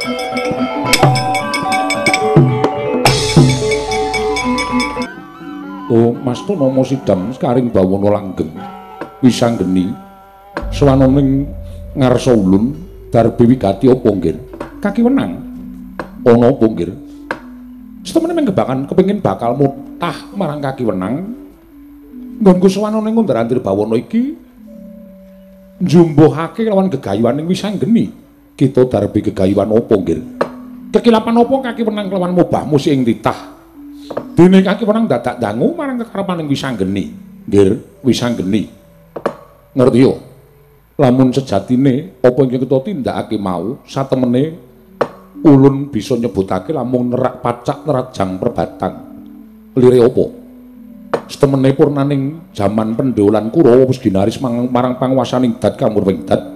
Kudu besok nganggo perang gedhe kang aran Bratayuda Jaya Binangun. Aku bakal nggege mangsa ngelak wanci. Kanthi cara mengkono kita bakal mirang-mirangke kadiwatan. Merga ingkang ngudratake titah lelakoning titah ning jagat mau para dewa. Yen to nganti kita ngenceng Bratayuda, ndadekake Bratayuda dina samengko, tegese kita bakal memirang marang asmaning para Jawata. Mula wis bener lamun ana wong kang bisa napaki kridane wisanggeni kanthi srana dadi jagoning para Sata Kurawa iku sayekti pancen gaweaning para dewa. Ingkang saknyatane mboya kepingin lamun sira njabel negara Ngastina lan sumurupa nggih. Lamun kita wani njabel negara Ngastina yekti ora dadak nganggo wektu luming siring Sang Hyang Pratanggatwati ning jagat kulon paribasane telung kedheping paningal wae negara Ngastina wis bisa kita jabel. Nanging kanthi mengkono Jawata bakal padha kewirangan. Mula kang sangka kuwi wisanggeni pun dadi lakon kita tekan semene wae. Lah banjur nggonku bakal ngaturake dharma bekti kelawan wong tuaku kanthi srana piye Kakiwenang? Nggih. Lelabuhan ingkang becik, lelabuhan ingkang prayoga tumraping wong tuwa wis mujudake lelabuhan kelawan wong atuwa kita para Pandhawa. Nadyan kita mboya bisa ndodhok, mboya bisa tata krama, mboya bisa unggah-ungguh. Nanging sayekti tingkah laku ingkang becik iku sayekti bakal dadi srana nggon kita njunjung kelawan derajating wong tuwa.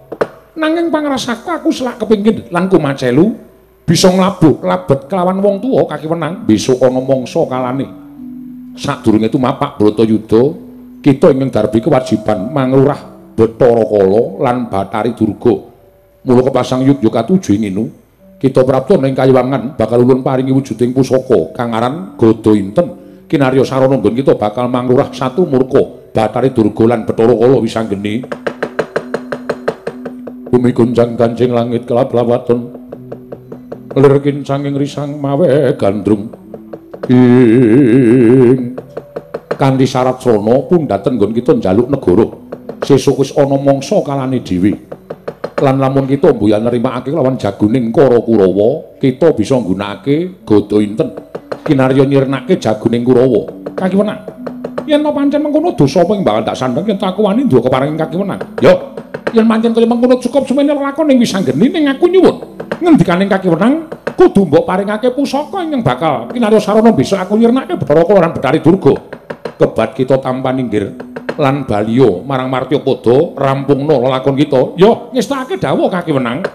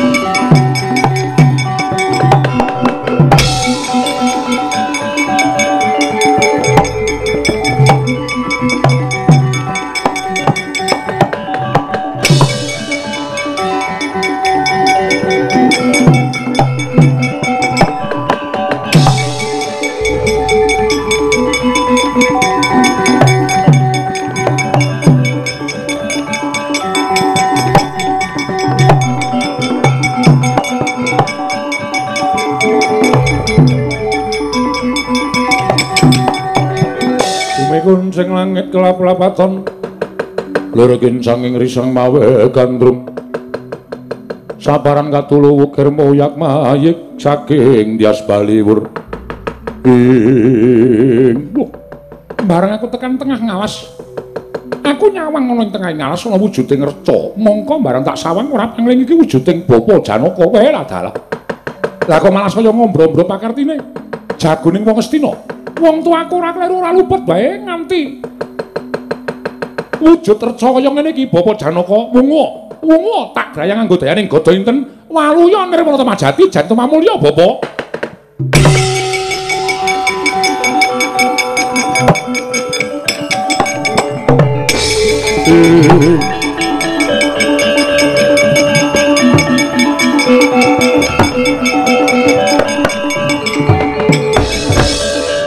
Wisanggeni Bapa Janaka piye?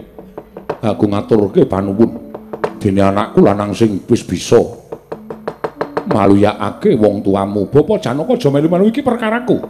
Nanging Kanjeng Koko Prabu Puntadewa dawuh karo bapakmu supaya ngelekake marang wisanggeni. Bapa Janaka, aku wis wani wang padha wenang.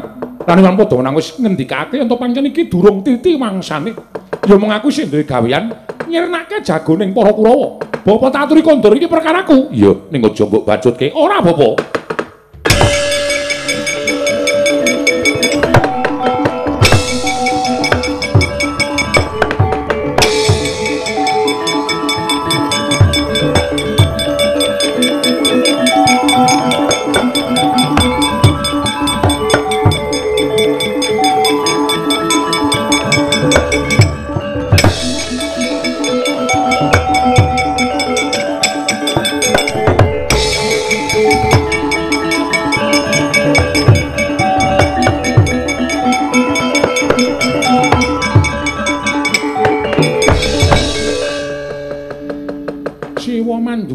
Cilik Setyaki Siwa Mayangkara lan kabeh kadang-kadang kowe padha dadi reca wis bali kaya wingi-wingi.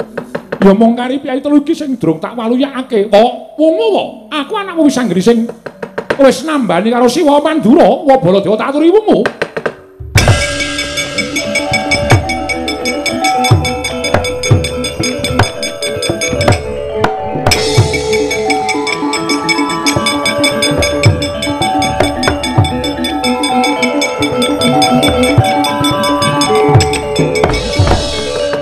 Dewa Narapati Tuwinaris Swara Kresna langkung tresnanira weladal. Wisanggeni. Iya, wa. Ayo kepyake njaluk negara. Sik aja kesusu. Mengko mundhak kleru. Lho, lah kleru piye? Aku wis wani wong pikulun padha wenang. Pancen iki dudu pakaryanku lan dudu kewajibanku lan dudu titimangsane. Lho, lah terus aku wis bakal nampa kewajiban dhewe besok. Yen wis teko wakyaning mangsa kala Siwa Mandura bakal prisa. Lah terus kondur menyang papane dhewe-dhewe kewajibanku tak rampunge. Oh iya, manut bisa ngene cabagus ana.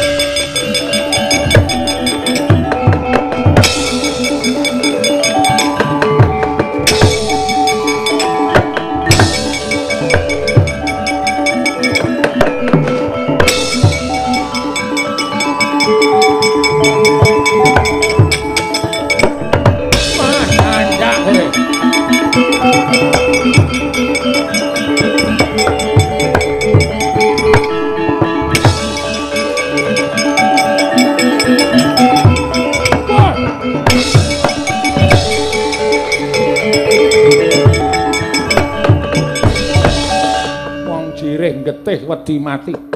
Durung bapak kulitmu durung putung balmu kowe wis mundur saka ing pabaratan. Ora jeneng Wisanggeni wedi karo wong-wong jagone Ngastina. Ayo. Iki wis titimaksane mangsa kala ditandingke. Jago Ngastina karo jago Pandhawa. Kowe bocah wingi sore wani karo wong gerang. Ora minggat tak damu dadi kwondo.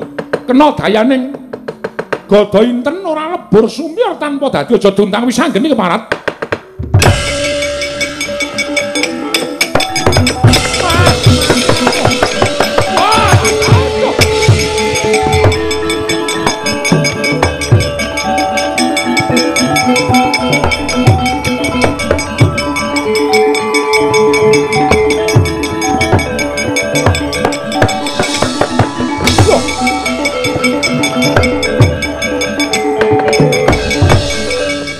Kagengan Nika Putra.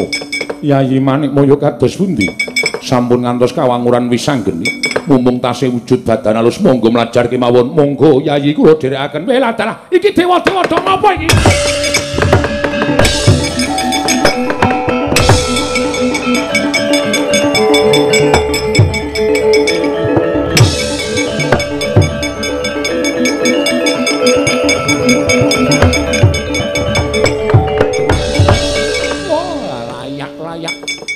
Mula digdayane kliwat ukur. Ora pangling sing ning Iwang Pikulun Manikmaya Iwang Pikulun Nganika Putra. Lan Iwang Pikulun Nyama Dipati sing ninggal sandangan kadewatan wujud dalma semantah. Ya. Yen ta pancen mengkono aku trima karo lakon iki. Ya mangsa kala besok yen wis meka titiwayaning mangsa kala nggonku duwe kewajiban bakal tak lakoni kanthi tuntas. Tak bali nang Ngamarta aku.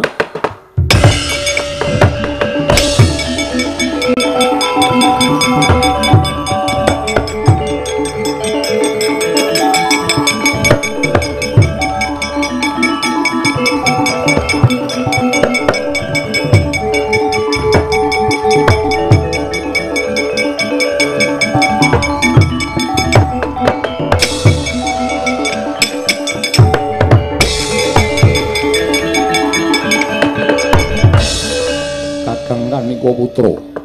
Yayi Manikmaya kados pundi? Mboten kinten babar pisan.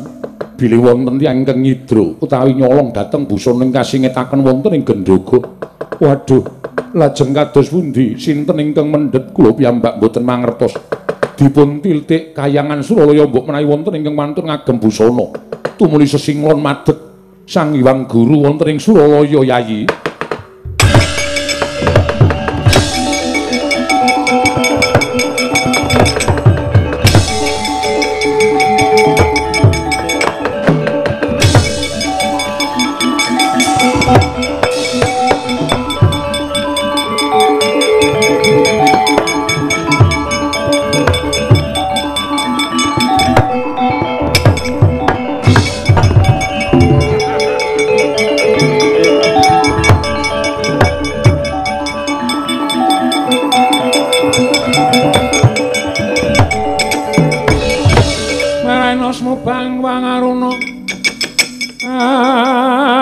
Dinetrane nganggo rapo sabdaning kukiloring kanigara sageter kene donganing kunglir wuwu sing pini panca Wong winahe ngawisna entuk penama Sidem.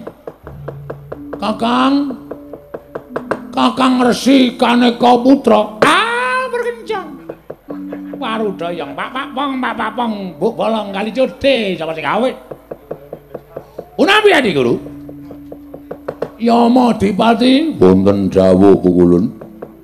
Ora ngira babar pisan yen to kayangan begitu indah. Inggih. Malah ulun wis prapteng Karang Kawidodaren. Lho, menapa Adi kula sampun prapta Karang Kawidodaren? Sampun Kakang, kula sampun mandi bersama. Kalian para widodari-widodari Kakang. Adi kula sampun gumujeng. Mangke ketawis nggih Kakang. Menawi ngaten Kilanana kula nderek kalian panjenengan mapan wonten ing Karang Widodaren. Mboten kenging Kakang. Kakang Rada mboten entuk panilah saking panjenengan ulun manjing wonten ing Karang Kawidodaren. Kakang menawi badhe siram menika sampun kula cawisaken peceren. Lah rak tenan. Supados siram wonten ing papan mriku Kakang. Wah, trondolo iki. Putra Rada kan kados ning peceren. Yama Dipati wonten dawuh. Piye? Pelem pertangga jiwa jambu kluthuk. Diponir apa wis samapta ing gati ulun badhe dahar. Inggih sampun. Nangka kopiok ya ana. Wonten pukulun. Wah, jan makanan kayangan jan werna-werna ora pati ndugek. Lho, Kakang Rada. Punapi iki? Kok wonten atonana titah ingkang minggah wonten ing kayangan kanthi badan sukma nglembara. Menapa wonten Kakang saking mriki sampun ketingal. Sami menek Andorante.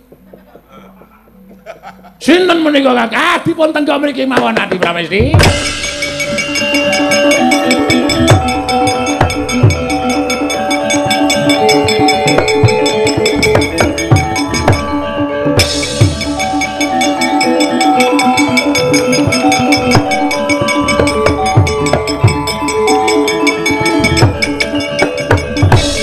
Laruta saking Gudha Sang Kurakala yen namotosa Sang Sri Kakang Kaneka Putra wonten dawuh Yayi Manikmaya mboten lidhok ujaring wong daplok cetha wonten tiyang ingkang wantun ngagem busana kadiwatan kita sapa hus aja ngawuh gawar ngawur ulun Sang Hyang Jagat Giri Pratingkah ya Sang Hyang Bathara Guru PMP.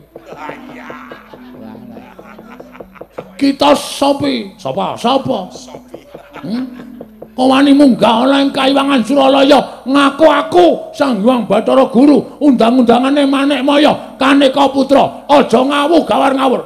Kepengin mati mrupet mapan ana ing kawah Candradimuka. Kita sapa wani nganggo busana ulun? Ngawur. Iki busana le golek nang mall. Walah cilaka iki. Iki Sang Hyang Jagat Giri Pratingkah, Yama Dipati. Wonten dawuh. Titah telu lebokke kawah Candradimuka. Melajar Kakang Rada Madya.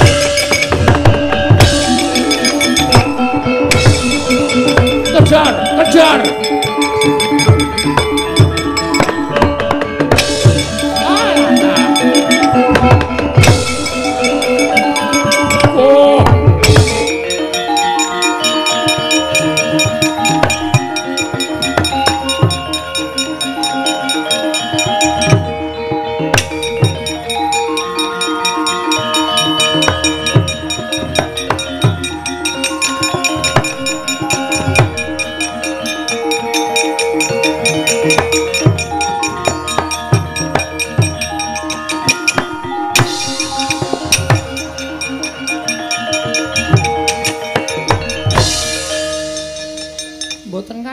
Nyono menika kok ngane-anehi temen. Menika rak Iwang Pikulun Manikmaya to, Kresna ulun ingkang prapta. Lho, Iwang Pikulun Narada? Iya ya Kresna ulun ingkang prapta. Kok sami mboten ngagem busana kadewatan? Iwang Pikulun Yama Dipati? Iya ya Kresna aku ingkang prapta. Wah, dewa Dombligung ki ngopo? Kresna ulun njaluk tulung kelawan kita. Lho, wonten napa Pukulun? Kayiwangan geger sababipun nalika semana ulun ganti wujud titah sewantah wujud Nalindra Brahmana apa dene Nalindra ingkang gagah pideksa sayekti mung kepengin niat mambengi kareping wisanggeni nggone bakal njabel negara Ngastina.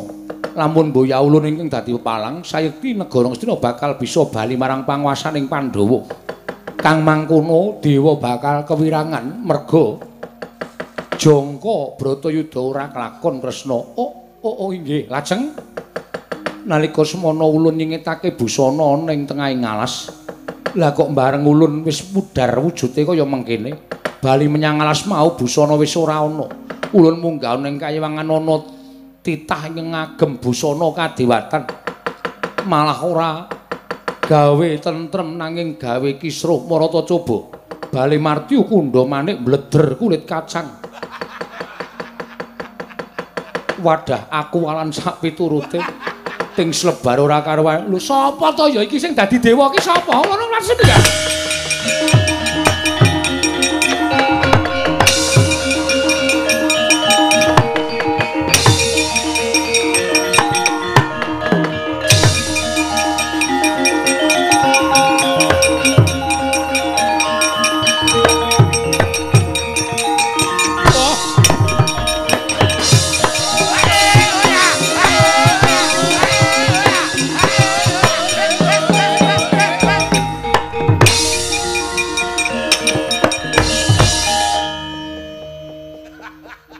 Sing dadi Yamadipati. Bong welahe. Titah Ulun Kresna. Inggih, pukulun kula ingkang wayahipun Kresna. Iya. Bekti kula konjuk pukulun. Ndak tampa. Werkudara. Sopo iki? Mbaya dimatke nganggo netra batin, weruh to kowe. Wah, setan. Petro. Lah iya. Wah, Yamadipati. Apa Werkudara?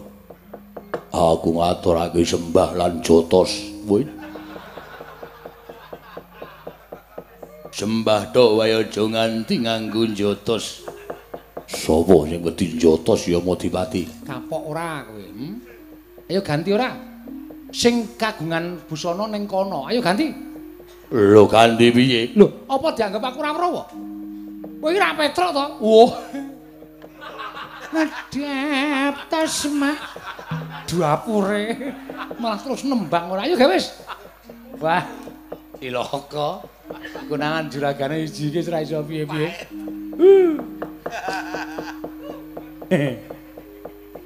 Kancamu nang ndi? Teng mriko. Mengki rak tekan mriki.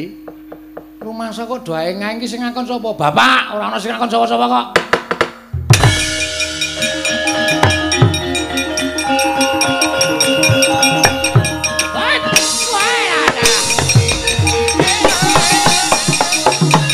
Ayo. Petra Zaidan. Ulun bakal kondur makayangan. Aja. Wis rampung. Sapa Petruk tekle. Arep mabur mulai tubruk sisan mulai. Lah. Lho. Kresnae. Lah kok dadi yo pangun-pangun. Iwang Mikulun Maroda. Iya. Lah putulun ger. Werkudara. Sopo? Gareng. Wah, rene cuwek matamu. Petruk piye Petruk? Ngerti kabeh. Wis ana dalem Petruk. Iki Pleso, iki Pleso ayo salin. Wah. Ya wis.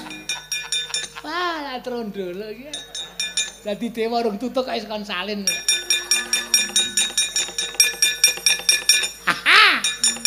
Ndara-ndara aku jan limpate engkau.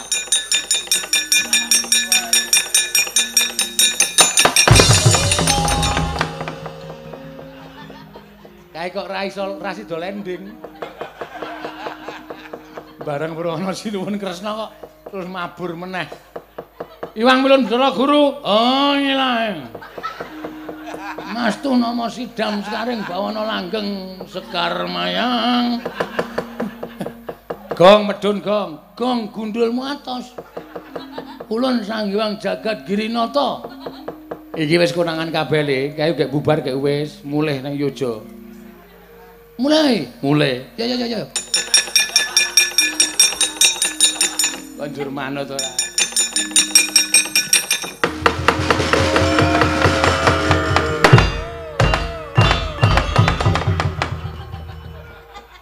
Iya apa memper kuwi. Medun kok anjlok nganti mentul-mentul kaya ngono.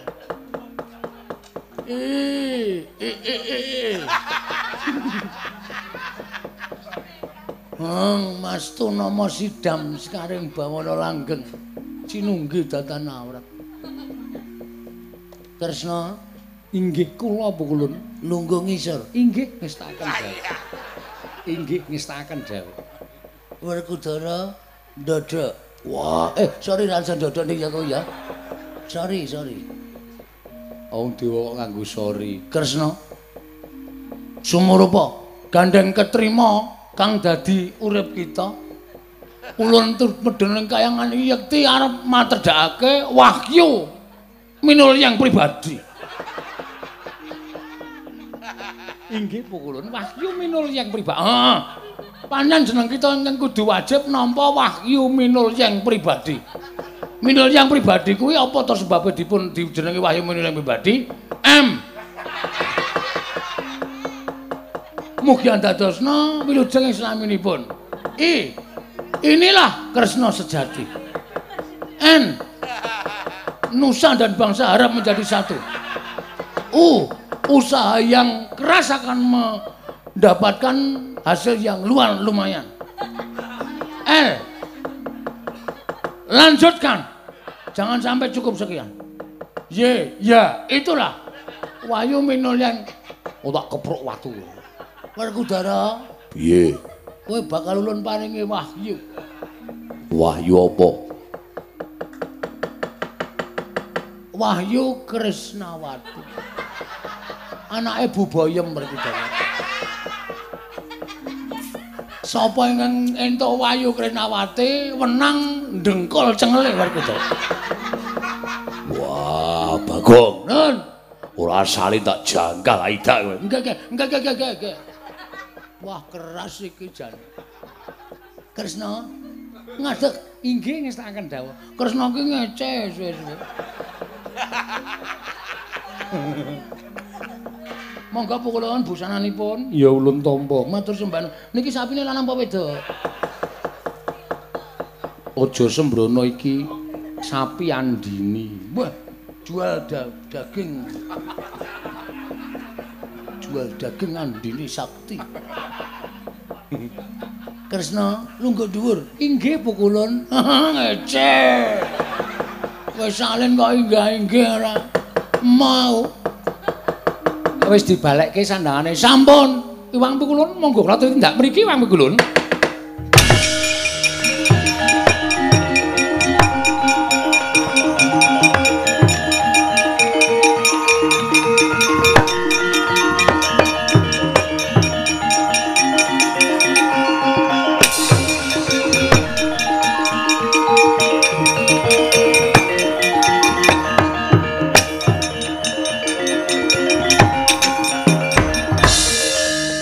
Kresna elingna wisanggeni aja nerak pacak nerajang perbatang lamun to kasembadan jebul negara Ngastina mesti bakal kelakon penjangkan nanging asmaning dewa ingkang bakal banger bacin Kresna. Oh nggih ngestaken dawuh pukulun ulun kundur makayangan nderekaken sembah konjuk ngersa paduka Iwang Adi pukulun. Iya Kresna ulun kundur makayangan.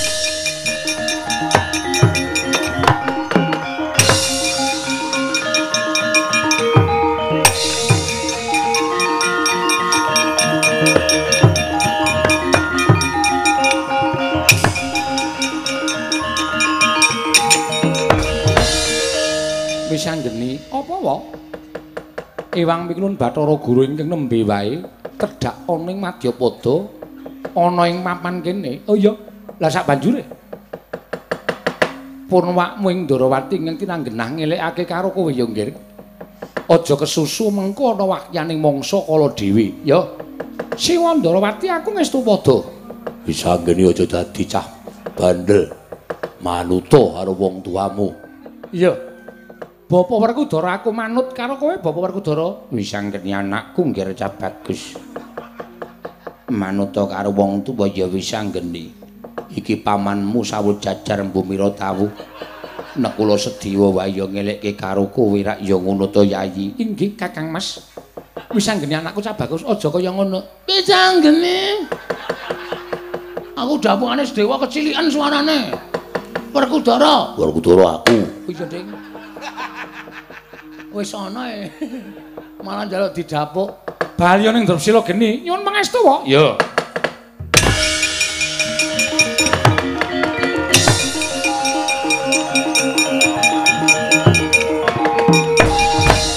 Loro. Piye? Gaweanmu sing keri dhewe iki rampungno. Yo.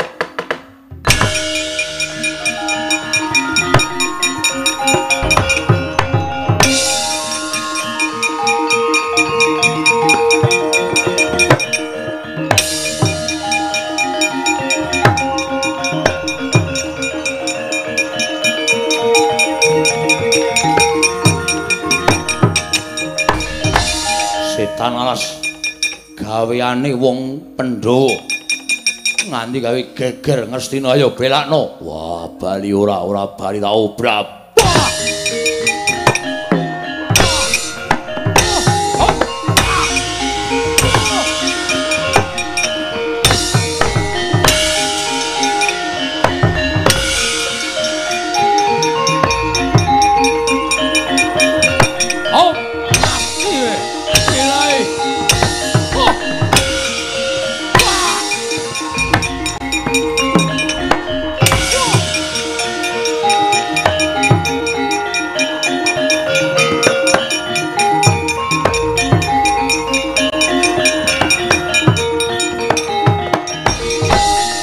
Samadhangi jagat mung sapucaking bukir marebak bangsu mirat keneng soroting surya mega lan gunung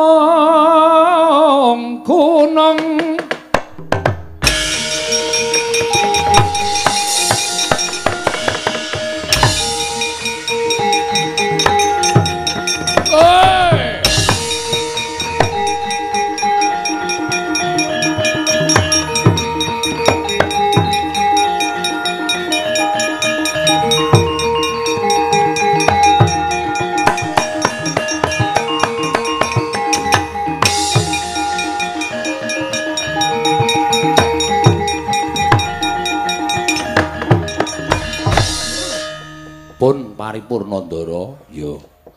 Wiwit purwa madya wusana samendang boten wonten ing karempit. Sakathahing lelampahan wonten ing jagating pakeliran menika namung kinarya kaca benggala ingkang sae wajib dipuntulat ingkang awon monggo dipun bucaling ing tebih. Kula nyuwun pangapunten menawi wonten klenta-klentunipun anggen kula ngayahi dalu kala wau. Wonten cewete ngatur wonten lepating duna dungkaping tanduk kula nyuwun pangapunten pribadi lan makili kanca-kanca. Mugi-mugi lestantun anggenipun sami nyambet pasderekan purnaning gati sura sudira jayan kang rat soh brasta tekaping ulah Darmastuti rahing sami makarya.